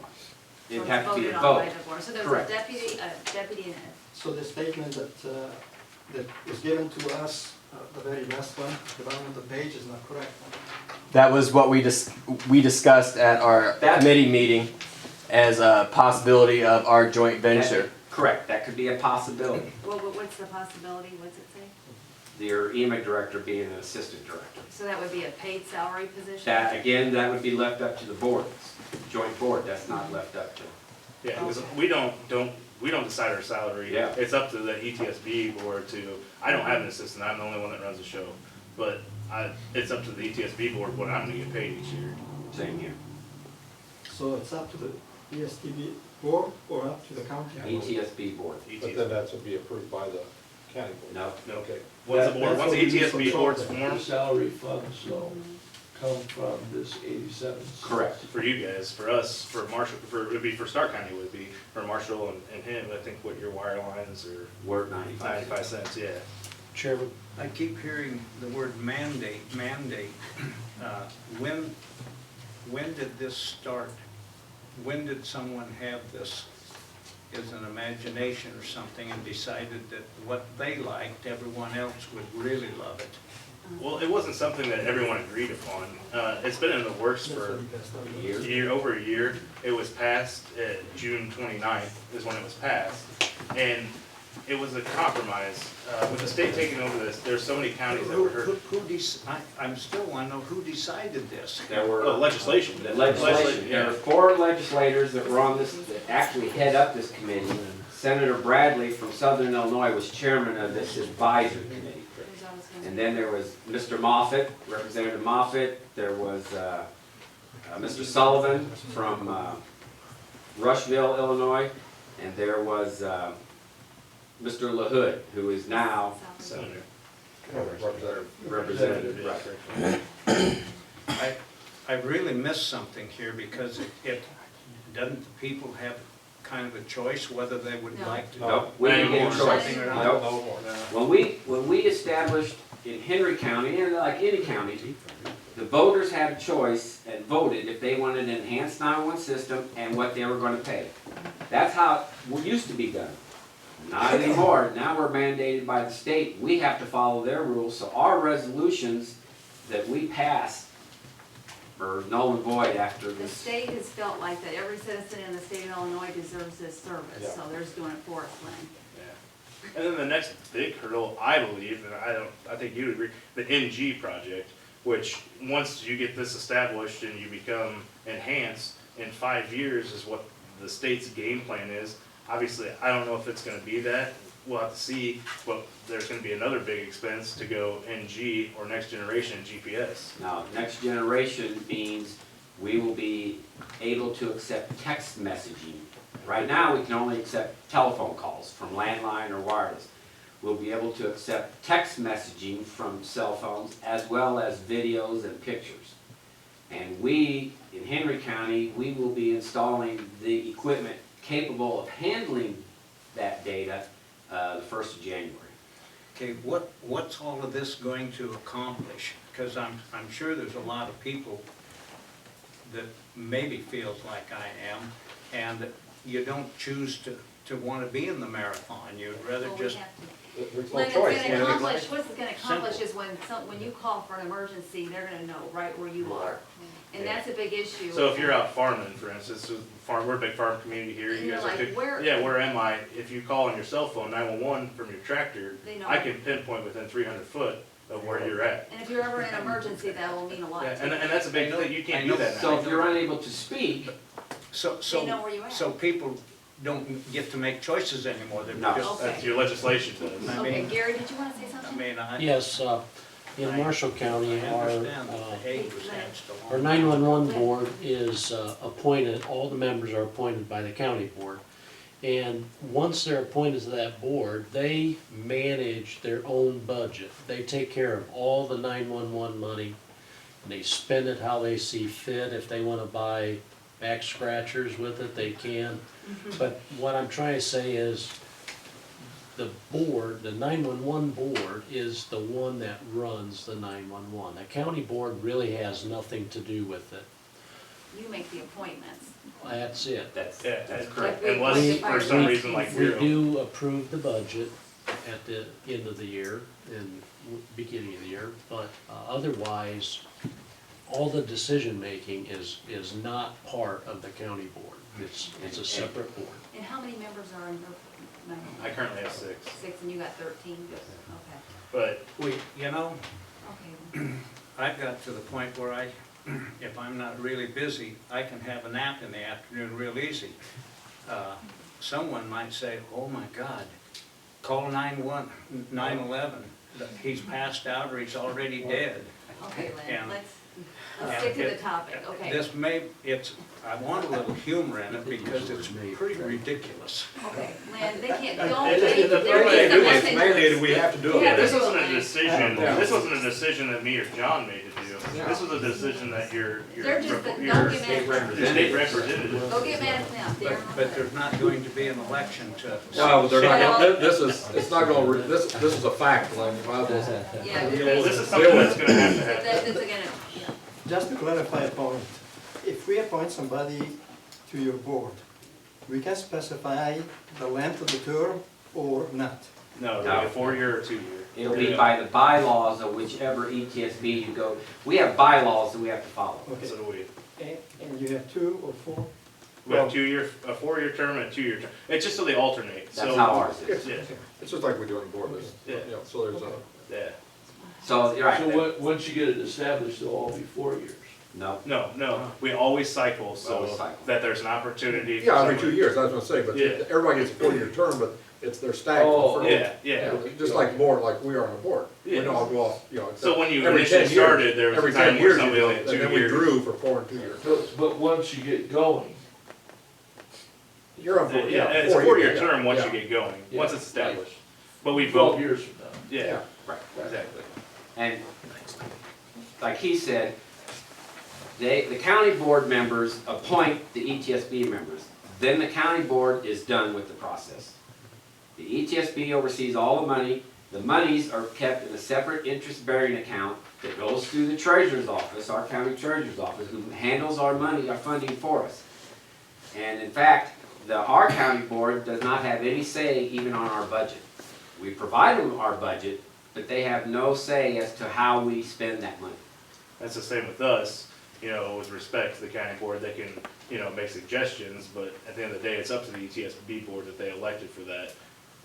And with Bureau County, for example, if for some reason the ETSB failed and ran out of money, and they, like Bureau County or BUCOM's doing right now, that does eventually fall back onto the county board for So wouldn't responsibility. there be a little oversight from the county board if they're gonna be responsible for failure?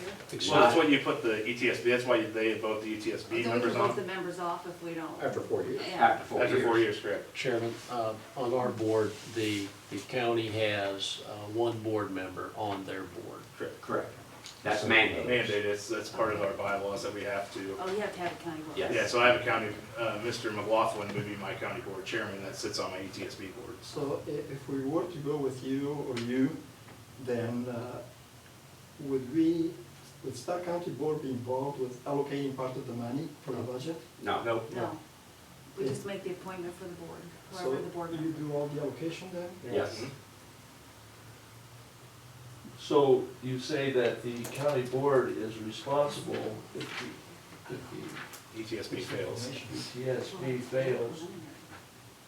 If we adhere to your county, does that fall back on us prorated, or how does that work? It would be a portion of that, and I believe that's something that'll be addressed in the rules. That's correct. Those Well, rules that we don't know. In December Oh, December December 22nd. And those are 22nd. emergency rules. That go before the J car then? Yeah, but the way it was explained to us, this is going so rapidly fast for us. We're absorbing this information at a really, really rapid speed. From what I understood is the emergency rules have to be decided by December 22nd. They will go in effect January 1st. J-CART will see them by the 18th of January, and then those will be the rules for that year. I don't think there's gonna be a lot of room for public discussion. I think this You is. think J car will actually hear I do back believe on We're being told. Yeah, from the information we've gathered, that's where we're at. I was actually told, because I have to modify, we have to submit a plan to the Illinois Commerce Commission now. But anytime we change anything, like if we would take you folks in, or we put in a new 911 system, or anything, we have to modify our plan with the Illinois Commerce Commission. That's why I'm waiting till after January to install our new equipment, because then I was told it's not gonna be as strict if we go through ISP. And that's what I've collected as well. So We've that's- already done ours, so we don't have to worry about it, but if we were in the same situation that John's in, I'd be waiting too, because I don't believe, correct me if I'm wrong, ISP has never dealt with 911, so. Correct. You know, it's gonna be interesting. Is that good or bad? A couple of things I'd like to add while you guys are talking about this. First off, it's not gonna make any difference really who you go with. You're gonna have pretty much the same expenses on your end. The difference is gonna be is whether the taxpayers of Henry County and Marshall County, or whoever you decide to go with, want to invest in this. Will it be of a cost So- that you account? So, I know our sheriff has already, we've put a committee together. If you want to go with Henry County, we've put a committee together from our ETSB to meet with representatives from this county. And our sheriff has already stated he will charge for dispatching services.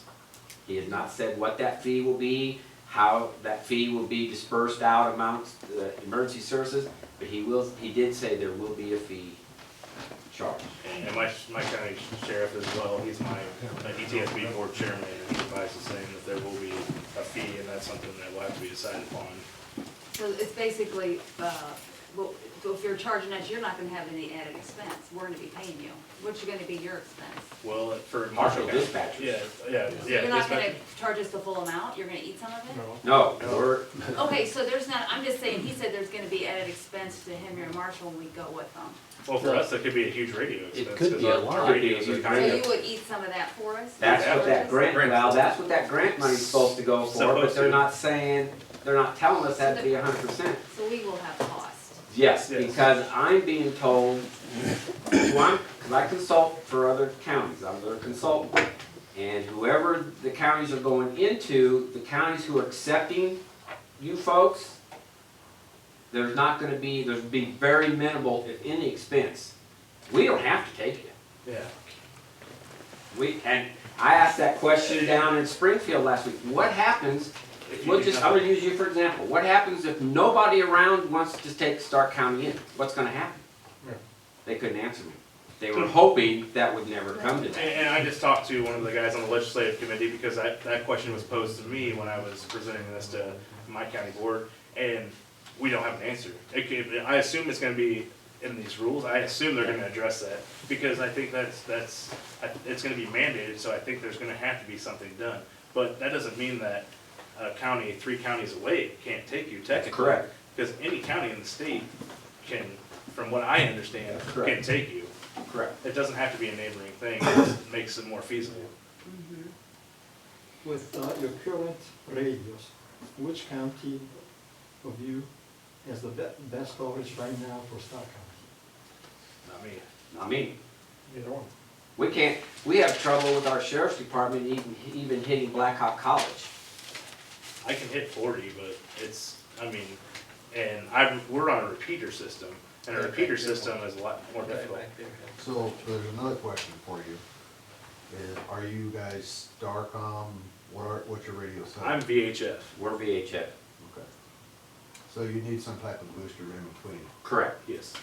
So there's That's another where the grant cost. dollars That's are where the- taken care of. Well, and that's something that has to be well addressed, because I don't know if I'm gonna have to have an extra tower in Marshall County, and then how many towers in Stark County to reach, because I have to be able to reach to your farthest west side. Right. Now, so for me, that's from I-39 roughly, all the way to your farthest west corner. So who's gonna pay for that tower cost?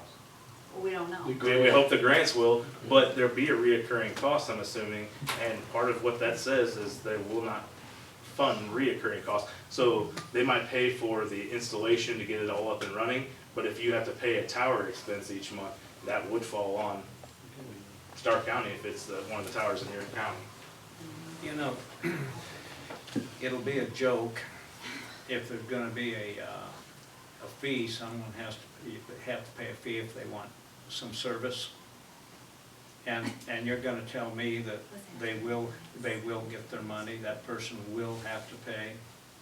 Well, the issue, what I think I've collected is you guys have tried to pass referendums throughout the years to get enhanced 911. And part of that fact of your voters not passing that referendum, so you could already have this or have the ball rolling where you're collecting these fees.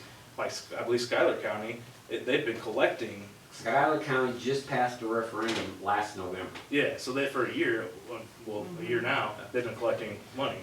We don't have a choice whether we go along with it or not, but, No. but outside that little circle, like, the outer ring says, no, we don't want Stark County. Well, that's all, That's well, that's what- all. That's all that We needs to can't discuss. say, good, we didn't want one. Yeah, well, but the state's not gonna allow Yeah, it. that's where the state's gonna come in and push Quick it. question. Yeah. How are you going to decide how many members from Stark County are going to be on your ESPB? We haven't decided, and I'm waiting to see What if the they, rules are gonna if say. the rules, if they mandate us to what that will be. We don't know yet. December But 22nd. most likely, we will have a bigger percentage with Marshall County, because we're more similar in size. Henry County is way bigger than us. Not necessarily. I would assume that you guys would have 2 members. Well, but you go, see, they only got 6 board members. Yeah. We've got 13. So if you go by that ratio, yes, you'd have probably more representation with Marshall than with us. So, But We're probably like, our county's probably the size of Geneseo as far as call volume, if you compare it. I mean, wow. how many calls, 400 a year so far? 400, we had 800 calls. What was it, Sheriff, you told me? So far, we've had 400 on the administrative line I believe so. and 400, so a total of 800 compared to, Geneseo, we volume. had 1,800 911 calls last month, just Oh, 911 then there calls was for big. I Geneseo. have, I have right under 400 911 calls a month, and right We about had 1,800 administrative calls a 800 to month. date between the administrative line and the cell phones. So that just tells you the comparison of our call I volume. guess basically, you know, we need to, I don't know, Yeah, how do we have, do we, yeah, how if do you we make go from a here? presentation to us? Because I think what brought up tonight was that we would be paying per dispatch fees for each call you receive, so I think we need to know that from the how much. Another issue that runs in for me personally, for Marshall County, something I have to consider is, I only have one dispatcher on per shift right now, and I have two consoles. One is a primary console, my other is a secondary console, a backup system. If I go to two people on, I'm going to have to invest, in my personal, I don't wanna run 911 without having a backup. So I'm gonna have, we redid ours, and it was 286,000, let's say, I think it's roughly there, 290,000 for two consoles. So I'm gonna have to absorb another $140,000 to put in an extra console, plus dispatch fees to have, an extra operator on. And I'll tell you right now, Marshall County, off my numbers, for salary, when I talk to the sheriff, for dispatch, for what he pays in his county, what his line item is for dispatchers is $198,000 a year. I mean, that's for 4 full-time dispatchers and 2 part-timers. His budget is roughly $198,000 a year. And I help offset that with our income, but my income's far higher than what you guys are, because you're gonna be 87 cents, and mine's $2.60 and $1.25. Well, we can sit here. Yeah, so Toss where do you back and think, forth. where do you think we should go from here? So I guess it comes down to you folks, have you talked to Peoria or Knox County? They haven't showed interest. You're the only two that have showed interest. And the Well, only how should I reason, handle that? I won't say the only reason, one of the primary reasons Henry County showed interest is because of Sheriff Dyson, asking if we would be interested because of ties he has within Henry County. And I said, at that time, yes, we would look at you, your cell calls are already going to Marshall County, so. Just a small portion. Right, so I guess my suggestion to the board is to even contact Peoria and Knox County and see if they're even interested. So those are the only two options, other options we have, Peoria and Knox. Yeah, So what about Bureau? Bureau, You can do Bureau. Bureau's, Bureau is, I believe Bureau is gonna be closing the doors with their, within the next 2 to 3 months. Well, what I heard was December 15th. So whether they go with. And they will do what? They will do like we're doing? The county board has to take over their system. That they're gonna attach from the adjacent county? No, they've got it, so They've already have a board is system gonna- operational, but they're running out of 911 money, Sure. so the county has to take over. All that's gonna mean is that the county's gonna have to pay the bill. Well, we The can't- 911 isn't gonna change, Yeah. they just have to pay. But there'll be no living, there's nothing in levy or anything, it's just My suggestion to you would be to maybe get a committee, maybe some people outside of the county board in that committee, half a dozen, and go to Peoria, to Knox, Henry, Marshall, find out what it's gonna cost you, maybe, and what it's not. I mean, we've talked about it, and you're probably looking at maybe possibly 300,000 to 400,000 by the time you're all But we're set. hoping a lot of that comes from the grant. We're Well, hoping. maybe, We're also hoping that we maybe. get paid from the And state it- right now for wireless phones. Right. and it could be like a lot of other grants, it could hope be that like house you bill might doesn't have to come defeat up it. with 20%. Right. So, now we're talking 80,000 for you to start, just to start. Okay, so so your suggestion is we should contact Peoria and Knox. I'd even contact Bureau, even though I'm pretty As sure I know courtesy. what that answer will be. Well, okay, now, one other question here that was brought up here. Would you also, from Henry County, have to invest in other towers within Stark County? Yes, we would too. Would the topography of the land impact the cost of these towers? Coming from Marshall? Well, I mean, for us, we have all sorts of issues. We have 2 towers in Marshall County. We have a Lakeland one, which is actually located in Sparland. And then we have the Varna one, which is located in FS and Varna off of Route 17. And then we have the little tower that sends out everything from the sheriff's office. To those towers? To those towers, which relays everything. And we have a lot of difficulties, and we're constantly working on radios, because it's radio, I know this sounds crazy, and that might sound really crazy to you, leaves on the tree can affect the waves, the corn standing can affect the waves, valleys, I have a hard time getting to 40 because I'm having to shoot up that hill and across, and, there's no tower after Sparland, on top of Sparland, you get to the top of the hill, there's a tower there, that's my tower, and that's expected to get, Camp Grove, everything. But if you got on that moraine there by Tanner's, where all the windmills are at, would that project into the county? I don't know, and could windmills affect it? I don't know. Windmills can affect it. Yeah, I believe the wind streams and windmills could affect it. Mm-hmm. And I'm not a So radio where are professional. your towers located? We only have one tower, that's the sheriff's office in Cambridge, 200-foot tower. And we only go from that one tower, and that's it.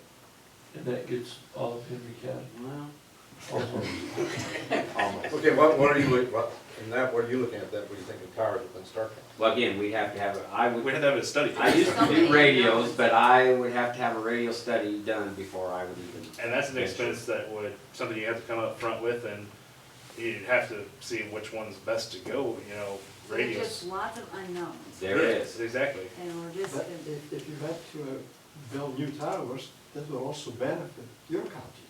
No, not necessarily. Not necessarily. How We'd they- only be building a tower to get coverage for you guys. Yeah. But it's gonna enhance your southern coverage. It could, yes. Ventura has that. I have a lot of issues with my eastern side. could That's my- enhance your Route 40 coverage. Yeah, but we don't handle a lot of calls on 40 either, so. Yeah, yeah. Our So county it's- has an existing countywide coverage repeater now that could, with transformations, be switched or evolved or incorporated somehow, I'm sure. Who has that? Our countywide ambulance frequency we Oh. use on all our fire dispatching now. Okay. Fire and ambulance dispatching. Do you know if that's activated through a Zetron or is it on an encoder? It's encoder with a Zetron backup? with a Zeton backup and an Ethernet port, so you can. Zetron means that you can access and activate those pagers via telephone. Yeah. You could call in a 7-digit number and it would activate it. The problem, that could be done, activation can be sent out, that there's an emergency for fire ambulance, but then you gotta have the radio coverage to be able to talk back and forth, that's the. John, right it, now- it also has the Ethernet patch-in capability, so you could remotely patch in without trunking the lines. Who's your radio vendor? Supreme on that, I believe. And that's who ours is, Supreme. Not me, I use Reagan Communication, Fire Communication. So, I guess, So you, like what Gary's maybe said, well, we probably should get a little committee Yes. together Be with from some each of the fire community. department, yeah, from the And, county I board. mean, my opinion is, I don't wanna disencourage you, but I think as fast as everything's going, you know, it's, for the time you have to get all this information, it's gonna have to be relatively progressive. Because those deadlines will come up. Yeah, I was gonna say, what are we looking at the deadline for the county? Isn't it July? well, by July 1, 2016, we have to, You have to. you, whoever you're going with, has to submit a plan to the So ISP we're as to July, how they're gonna proceed. that's our first deadline, Yes. July 1. Correct. But And, I don't know, cause the way I read the law, does that mean we get back paid for those months? If whatever county takes them gets back paid from those I don't think months? that's been determined yet. Okay. Sorry. See, that's why we're even, Yeah, it's, and then it's we're by, so- day by day, it changes on us, Yeah, so. we're constantly, me and him both, I know, are reading email after email after email, trying to keep up on the legislation. I was down in Springfield, watching the 911 advisory board over, just trying to collect as much information as you can, but we can go back tomorrow and they may have changed their mind completely. So what we should do for now is we should contact Peoria and Knox, ask them if they're interested, if they know, you know. But then, if they are, I would have them come talk to us. We should get a committee, and then what's our committee do? Well, we could, if you wanna, we could meet with our committee. Okay, I think what I will do is try to get narrowed down from our sheriff and or public safety committee with the county board as to what they would potentially or possibly charge dispatching services alone. mhm. And then And go then from you'll there. kind of do the same thing, Mike? Well, I'll have to go to my ETSB board So just and get ask them if they're even interested in this. I haven't even spoken to my ETSB board to Okay. determine if they're interested in this, and then my county board has to be notified Right. about this, and I would have to get support from both of them before I could even promise you something like that. A Couple of things I'd just like to say before I quit saying anything, but one of them is that the taxpayers around you have been paying for 911 service for a long time already. E911, Right. with their cell. Well, and just to start up 911, those expenses came from the taxpayers around you. And so you can't expect to come into whoever's county you wanna join for free. I mean, No. there's gonna be some expense because whatever county takes you is gonna have extra expense. But I will say that like Henry County is a lot bigger. They've got more dispatch centers and they could absorb you much easier than we could. The only reason that I even suggested Marshall County is because we were already handling some of your calls. And I thought it would be an easy transition. Well, after these new laws are starting, it's not gonna be easy. So it might be a lot easier for Stark to go with Henry or Peoria, you know, because they're bigger counties. They could handle the switch maybe easier, so. What happens if the county board says, we can't afford it, no way, we're not gonna do it, look out? We have no choice. We have, and that hasn't. I know we have no choice, but what am I gonna do? get the money that we don't have? That's what I asked the advisory board, and they couldn't answer. How school's done it for years. How school's done it for years. Yeah, I don't know, we don't know, we don't, the rules haven't been, you know, the rules haven't been there, and ISP's heading this, I don't know if they're gonna take it into their effect that ISP can enforce it, they are law enforcement, I don't know how, I assume the General Assembly will have something that will, address that and enforce it. There'd be some kind of fines or penalties without going somewhere. The sheriff in jail, along with the board members. And it's really frustrating, because I see where you guys are coming from. Okay, so how should we do this? We'll get it Well, committee. yeah, I think what we do now, thank you for I coming. mean, I was very We're informative. as mixed up, we're still as mixed up as we were. Well, No, and you are learning this stuff, this is something that me and John have been. I've been doing this for Yeah, I know, 27 you- years, yeah. so We needed it's. this. Yeah, we Yeah. need We needed this. this. And this is a law that, you know, an act that me and John have been reading since Because I'm real June concerned. 29th, you know, We've been told there's gonna be no cost, but I don't think that's true. No. No, I don't there will believe be so. cost. Yeah, I do not believe that Grant will pay 100% of the cost. no, because it's reliable for everyone, it's reliable for all the other counties that have to consolidate. So Peoria County, who has to go from 4 to 2, if they submit a request for a grant for whatever expense that they have to do that, then maybe they'll give some money to them. $12.5 million is not a lot of money, No. you know. They did say priority will go to those 9 counties who Yeah. will have to join. That's where the priority is going to go. Yeah, We've heard stories like that. That's the only thing we're positive about. exactly. Yeah, that's the only thing I know is that they said that. They said that. Yes, Said, exactly. yeah. My dad always said, they say, and I hear tell, too big as lies go. Okay, did you have any more questions? Maybe you got questions? Okay, I really. I'll leave my appreciate it. cards here. If you guys have any questions, you want to email me, call me anytime. If we didn't have any questions, if I don't know them, I know, just like he does, we can get a hold of. I think that the presentation you made tonight, with you two guys, maybe we can be the. It was very good. But I think when we get our committee together, I would like to have them, if you would do that again, with that was a very clear-cut thing. Yeah. The dog and pony show here, I know that, but I'm just saying, because it really, just like Gary, you said tonight, you thought one way when you started talking to us, and now with all these new rules and regs, it's throwing us up in the air again without. And they met, the advisory board met again today. Yeah. They met last week, they met today. I don't know what was discussed today, I didn't make it to Springfield. So what we're telling you tonight, something could have changed already today, we don't know about that. That's something that it's really difficult for us because we're still responsible for running our county's 911. I'm still responsible, and he's still responsible for paying the bills and making sure all of our equipment's working. And they're also, if we don't go down to Springfield, we've been making trips to Springfield, both of us, and if you're not down there, you're not informed. And that costs my county money to send me down there, so. The bigger the county, that's less cost is, because you've got somebody else who can go for you or so. Yeah, but we're just taking information as best as we can perceive it and trying to make the best out of it, really. I guess what I'm asking is that, we'll go with probably, unless Knox or somebody comes through. If you just help us through this process from either county and we'll make that something, or especially if we bring in people, the fire chiefs or whoever we're gonna make on that committee, so they get educated this thing, so we can sort of get a better idea, and we can get any idea toward, dispatching costs, that's the whole Right. thing. Just remember, and I would suggest on this committee, there'd be at least one county board member. Yeah, correct. But it's a public safety or a, I don't want to say, it's The majority of the ETSB members are from public safety. Yes. Yeah, That's so how it's set up. Firefighter, ambulance, EMA, Law law enforcement. enforcement, yeah. A registered nurse, yeah. So, How many people would you select?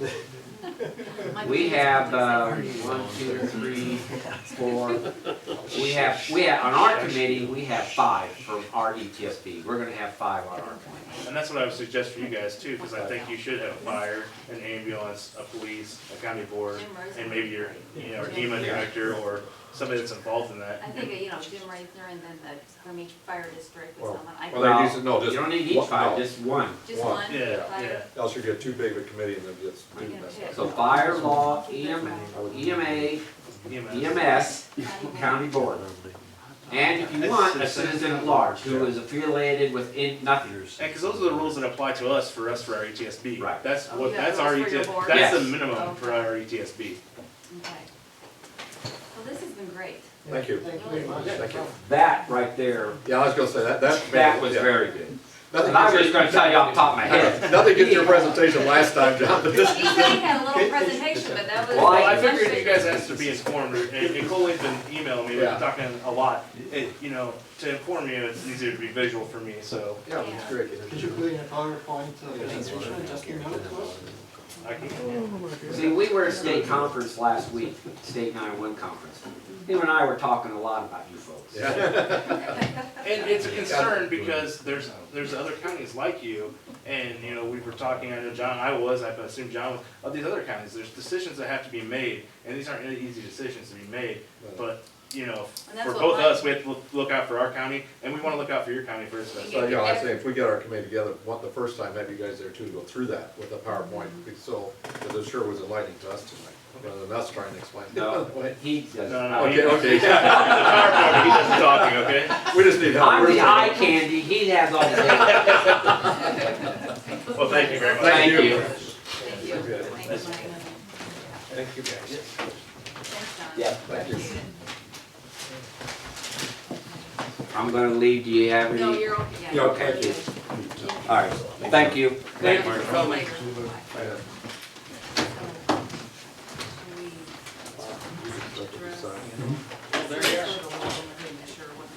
Yeah, well, we'll start back over.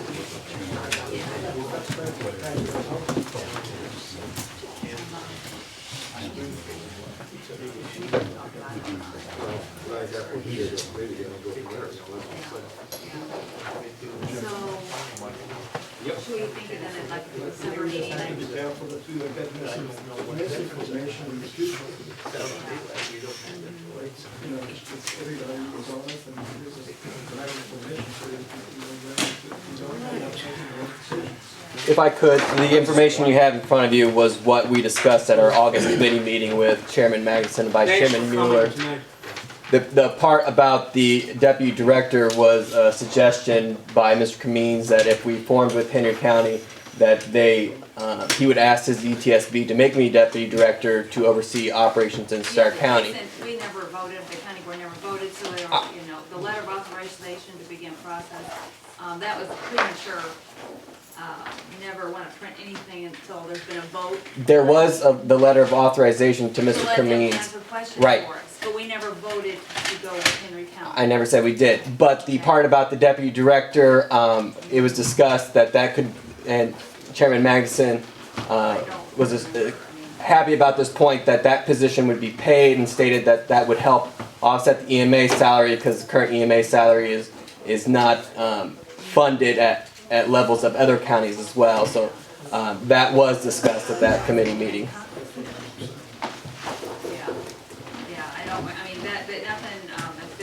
I would agree, there's been nothing official done, because that would require. Printed in the paper that's not. At that time, you had asked me to make sure the public was aware of the situation, No. and that I Well, I'd could. say, hey, Let's please. just go forward. I think right now there's disagreement Yeah. that needs to be handled, but not at this.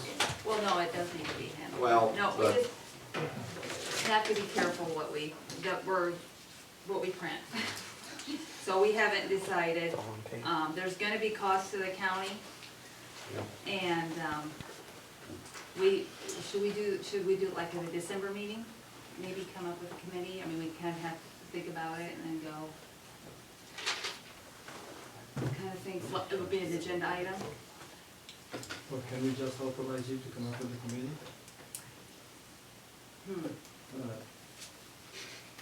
We'll decide. Let's, Because otherwise, if we have to wait another month, Yeah, well, I think, right. you know, well, yeah, I think, because between now, because it's kind of hard to decide right now. yeah, between now and Christmas, it's gonna Yeah. be so, Well, do you guys want me to call Peoria and Knox?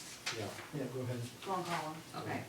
And then, so who would be on this committee? County board member, Yeah. It's in one fire chief, one fire chief, one okay, police chief, one deputy, or wait, oh, from the, Yeah. okay, one county board member, one fire chief. police chief, Police chief. and then, yeah. Okay, the EMA, which I think Jim Reason would be good. Oh, Yeah, and the ambulance. Yeah. Mm-hmm, That's EMS. EMS, yeah. right? Okay, and then Jason from EMA. Right. Yeah.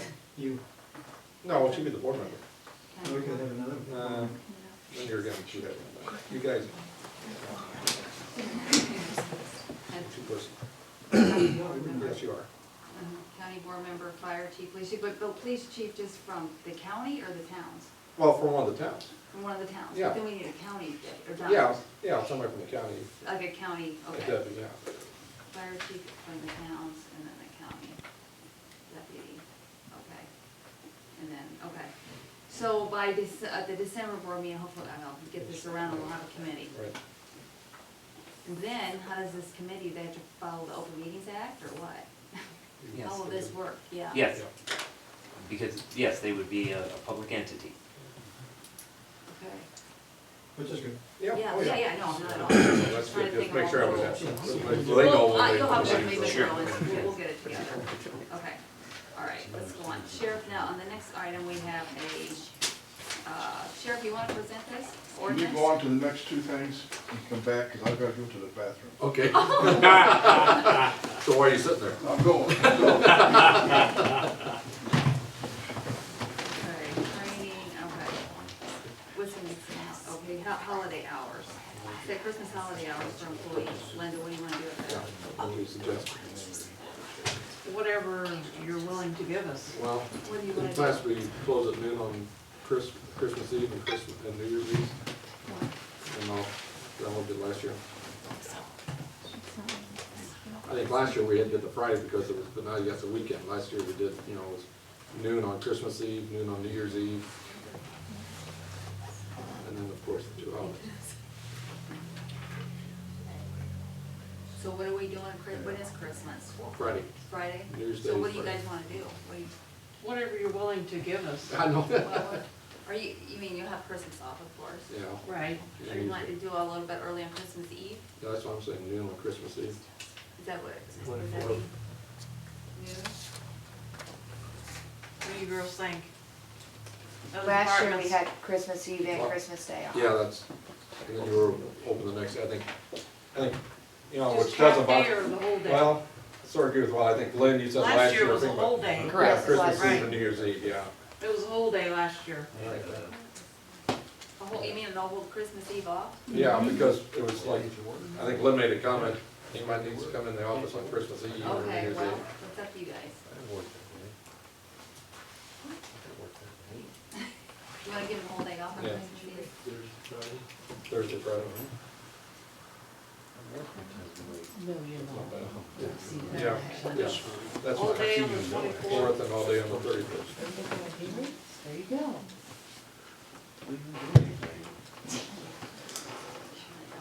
Okay. Christmas party, what do you You're gonna wanna get do? fired, she got fired by What'd they do for Christmas party, and Tom said he would Do the pork. make, they just have lunch, like everybody brings in something at noon for, is that what you still wanna do? Yes, yes. Yeah, okay. What's you gonna Once you set guys the pick date? it. You got, why don't you guys just pick the date? Pick the date. We'll come. Set the date. Tom will provide the meat. He told me, he tell you he provide the meat. So you guys just kinda make it out. The county board's invited and they, if it works, I mean, cause a lot of people work, it's a,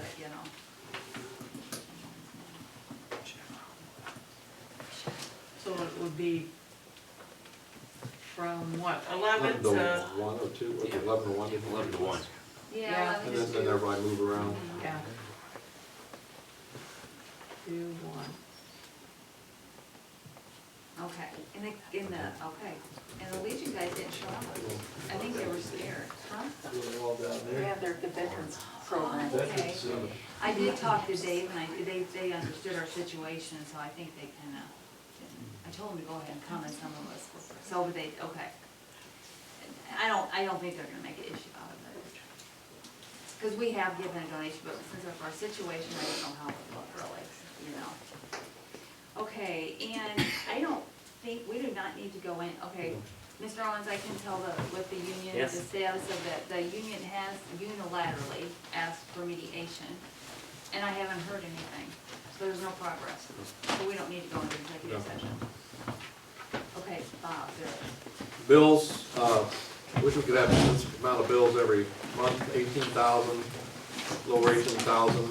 The biggest expense this time was out of the assessor's office, because if you saw all the letters that they had to send out, and I'm trying to think, I always hear from the officer about that, I don't know if that supplement in the, maybe Jason, you can answer, Jason, the supplement in the Stark County News. Stark County News, that came out of from the shop, right? No, it came out in the Stark County News, and that rate is set by the state statute Yeah. per line item. Right. So anyway, that was a $4,000 when I sort of, gulped when I saw that to start with. And then it's like, yeah, well, the big one was that, where you had to list 35. The biggest one is the quad assess ads and stuff like that had to be done. So that's, but everything else was well within. And I'm not going to even try to, I'm going through the materials we got from Trina's office. Now it's coming up the last month. We're just, Linda has said that the bills that you're approving are the last bills for this fiscal year. Is that right? Outside of the payrolls. And I said there are always bills that come up. I guess, Trina, I've got a question. When looking at what's in the, in the savings like that, when are you looking for, are we looking early anticipation? We're looking probably early 2016 right now. I mean, if we get no additional monies in from the state, we will get some. Yeah. We don't know how much. I mean, last year I predicted March, and we ended up not needing one at all. Right. So February, yeah, I know. I just, okay. I guess I'd say is, talk to banks. I don't know. Because right now, I would say, right now I would guess February, but okay. I don't know. Yeah, because if they ever settle down in Springfield, there should be monies like reimbursement dollars and other things coming in yet to us. Right. Those should be released, right. Yeah. Okay, so I would have moved for approval of the 18 of the bills in front of you. okay, yeah, Second. Al will second.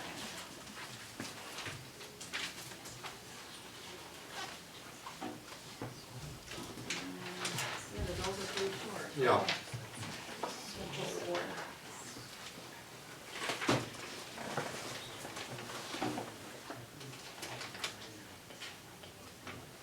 Change the numbers. Mr. Zerlo? Yes. Mr. Curry? Yes. Mr. Long? Yes. Mr. Mueller? Yes. Mr. Newton? Yes. Chairman Magazine? Yes. And then, okay, my committee, the only thing, Beth Smith called me again, and she really wanted to know how about addressing the no smoking ordinance. So I said, you know what, we've got a lot of issues going on right now. I'm gonna let her come talk to us in January. Okay.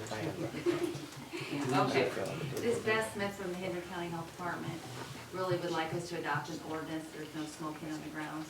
So she calls me every now and emails me, so I said, you know what, why don't you be a guest in January? So, anyway, because we just have all this other stuff, so we'll let her come talk to us. Bill and Al, do you have anything? I have nothing. Okay. Well, can I go? Yeah, you can tell what's going back. We got some news. Well, Danny was retiring. Right. And we had a meeting to kind of look at the job description and all that. And Pat Meyer he's the mayor from Wyoming. He told everybody that subject to approval of his city council, he is going to go bring Wyoming to go from economic development to their own person. And basically, so if that happens, there won't be any more the cooperation. I mean, there will still be the cooperation, but there won't be a joint, effort because Wyoming will not be paying the fee that they were paying. And, They just think that if Wyoming drops out, it just won't be feasible. Yeah. We're kind of like, oh my word, it took so long to do this. What's it called, a 501c, am I saying it right? Well, You started it, Bob. Is it? we're in our 501c3. Yeah, so we should keep it going somehow. That was- But I don't know what's gonna happen. It's all up in the I air. think what's gonna happen really is gonna be more dependent upon the banks and the businesses, if they wanna keep something like that going, rather than, because, If Wyoming pulls out on their own, and he had it on their agenda, they're gonna talk about it. yeah, it's gonna hurt, without a doubt. And, I don't know, what we got here, 15,000? 5, 5, from us, right? 5, and the towns give 6. Some, Bradford gets Bradford- 3. 3, yeah. Yeah. So we'll see, but that's what's going on, it's kind of up in the air. and there is some money that will have to be divided up. At least for 28,000, Yep, so. yeah. But I think the county could probably still do some work for economic development for everybody. Yeah. Oh. Through advertising and, liaison and stuff like that. I think so. And, I think we should stay together somehow, so let's hope we can. Some, but it's kind of all up in the air right now. That's all we can really say. There's this shakeup. Denny is retiring though, of the January 1. January 30. Oh. January 30. Oh, is it? Oh, I don't know. Yeah. So who's involved in this grant thing with Putnam and Well, that's Oh. the SEC grant. Marshall We're, and? we're still in that. That's through rural development and, Yeah. that's, he'll oversee He that. was really involved in that? Oh, yeah, he'll still be, he's not giving that, that's part of the project that's going on from there. That's totally not funded through, that's just through But- a grant. But that would seem to me, at least, that we need to have some kind of a county organization that if we're trying to go each town solo, That's kind of what Pat was wanting to pull. I know, that's what the concern is in the shakeup. because We did say competition is healthy. It is competition. And I think there's competition either way, even if you have this kind of group, whether, your town has to kind of compete for the business and go after them. but I think, like I went to the last meeting, and our county, compared to what they have going for them, is Very little. Oh, were you at that with, oh, okay, oh, yeah, for It- sure. I mean, we were both the first, and, first meeting, Colleen and I were that first meeting, and that's one thing I walked away from that meeting thinking ourselves, we need something, but yet, the Illinois River makes such a difference to Bureau and, or Henry and Putnam County, that we're talking, what they have and what they're looking at, and what we're trying to do. on the fringe. Yeah, it's totally different. I mean, we need to see if we can work together with it, but at the same time, it's so diverse. What they have and what we Yeah. have are not No, really no. matched. we don't have the transportation. No, the transportation, even, we like to say we do with tourism and things like this, we just don't have some things to offer. Not saying we don't need to stay with them and work with them, but I have a feeling toward the end, I don't know, You might drop out. I mean, they No, I might don't- drop us off. well, I mean, It's a grant. it's a grant, so it's, But yeah. what we'll get out of it, we don't know. Yeah, but I mean, it's worth, yeah. Okay. No, Denny has said with that, he'll stay with that, that's not. So, okay, so Jamie's not here. Everybody I'll send a reminder, but we're gonna meet here at the November 20th, Wednesday before Thanksgiving at 7:30. Approve the final budget. Oh, okay, And you'll- 7:30. Yeah, Okay. I'll send you a reminder. It's Jimmy. Jimmy, yeah, and you'll send a public notice for all that stuff. Yeah. Yeah, Jimmy, what up? That's what, the second page you gotta sign that he's presenting. Oh, yeah, I forgot, we gotta go back to that. Jimmy, thanks for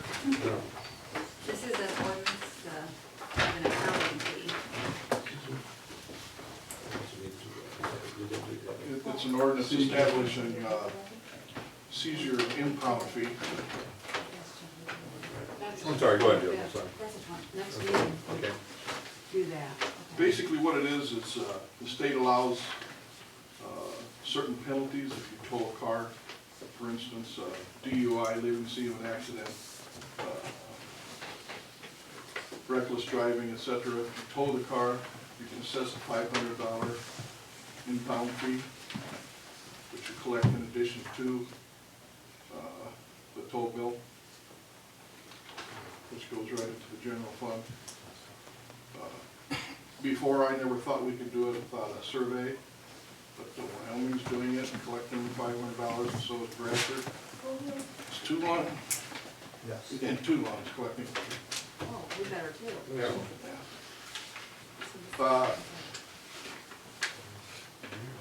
In light of everything that's happening lately, you might want to look at section 7 and change that, so there's no questions later on. I had it originally worded that out of the $500 fee collected, $400 would be put in the general fund, $100 would be put into the sheriff's dedicated vehicle fund. If you want to change that to all 500 goes in the general fund, that's fine with me. Yeah, but that's the same thing, you say $100 for the upkeep of the impound lot, there's gonna be chart costs there, so it's good to me at least. I mean, if you keep records of it for us and like that, it's again, it's sort of. That's up to you. Yeah, yeah, that's fine, yeah, that's, because that's, well, like somebody said, how long do we have to keep the one vehicle that was down there? That was involved in the was it Thompson case or Stryker, which one was that? That's life, well, until he dies. But that, we've got that vehicle out here in the garage. Oh, okay, yeah. I think that's fine, Jimmy, just keep the record of that to show that, that when you have to do something, you know, the auditor will catch on to that. Okay. So, I move this to adopt the Hopefully that stabbing will be a offenses, deterrent procedures, for people, seizure and impound of motor maybe, vehicles in the county of Stark. being done to begin with. That was part of their theory behind the state doing that originally, that if they weren't convicted, they still had to pay this. So Bob made the motion. As a deterrent to doing it again. Okay, Glenn, we're gonna pull the board. Yeah, sure. Glenn? second? I did. Okay, go ahead and pull it, Linda. Mr. Curry? Yes. Mr. Long? Yeah. Mr. Mueller? Yes. Mr. Newton? Yes. Mrs. Zerla? Yes. Chairman Magson? Yeah. Okay, we got it. Thank you, Mark. Okay, before we adjourn, Jason, are you gonna work with me on this committee? Yeah. Okay. I think it was recommendation that the EMA be on that committee from Mr. Cremines and Mr. McIntyre. Okay, but we'll work together as far as getting the fire chief and the police chief, and I think Jim Raisner would be a good one to be on there. Oh, yeah. Yeah. He has the biggest coverage. Rosner, I couldn't say that. It's Raisner. Okay, so I'll email you. Umlaut. Okay, Move we adjourn? Yeah. Oh, wait, just a minute, I'm sorry. Since Tom's not here, I will, he asked me to bring up that next month, we discuss the idea of to make clear when, especially when they come for their liquor licenses, about the raffle, Yes. our ordinance on Can't raffles. Linda just give him the ordinance when they apply? Well- Already send it to him. I So know. what does he want to He do? just wants clarification of what, because There- What is he it's want? a multi, yeah, it's a, There may be an amended ordinance for the board's consideration next month yeah. to update it. Mr. House received some information that But was, if it goes across county So lines, let They've already received Yeah. the first.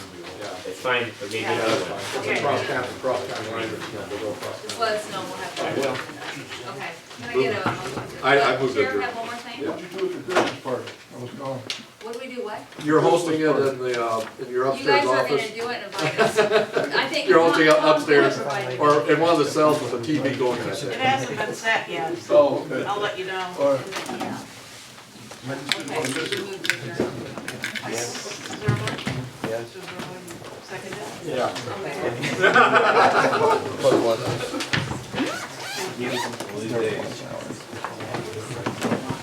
Nine. Um, I'm not- Thank you.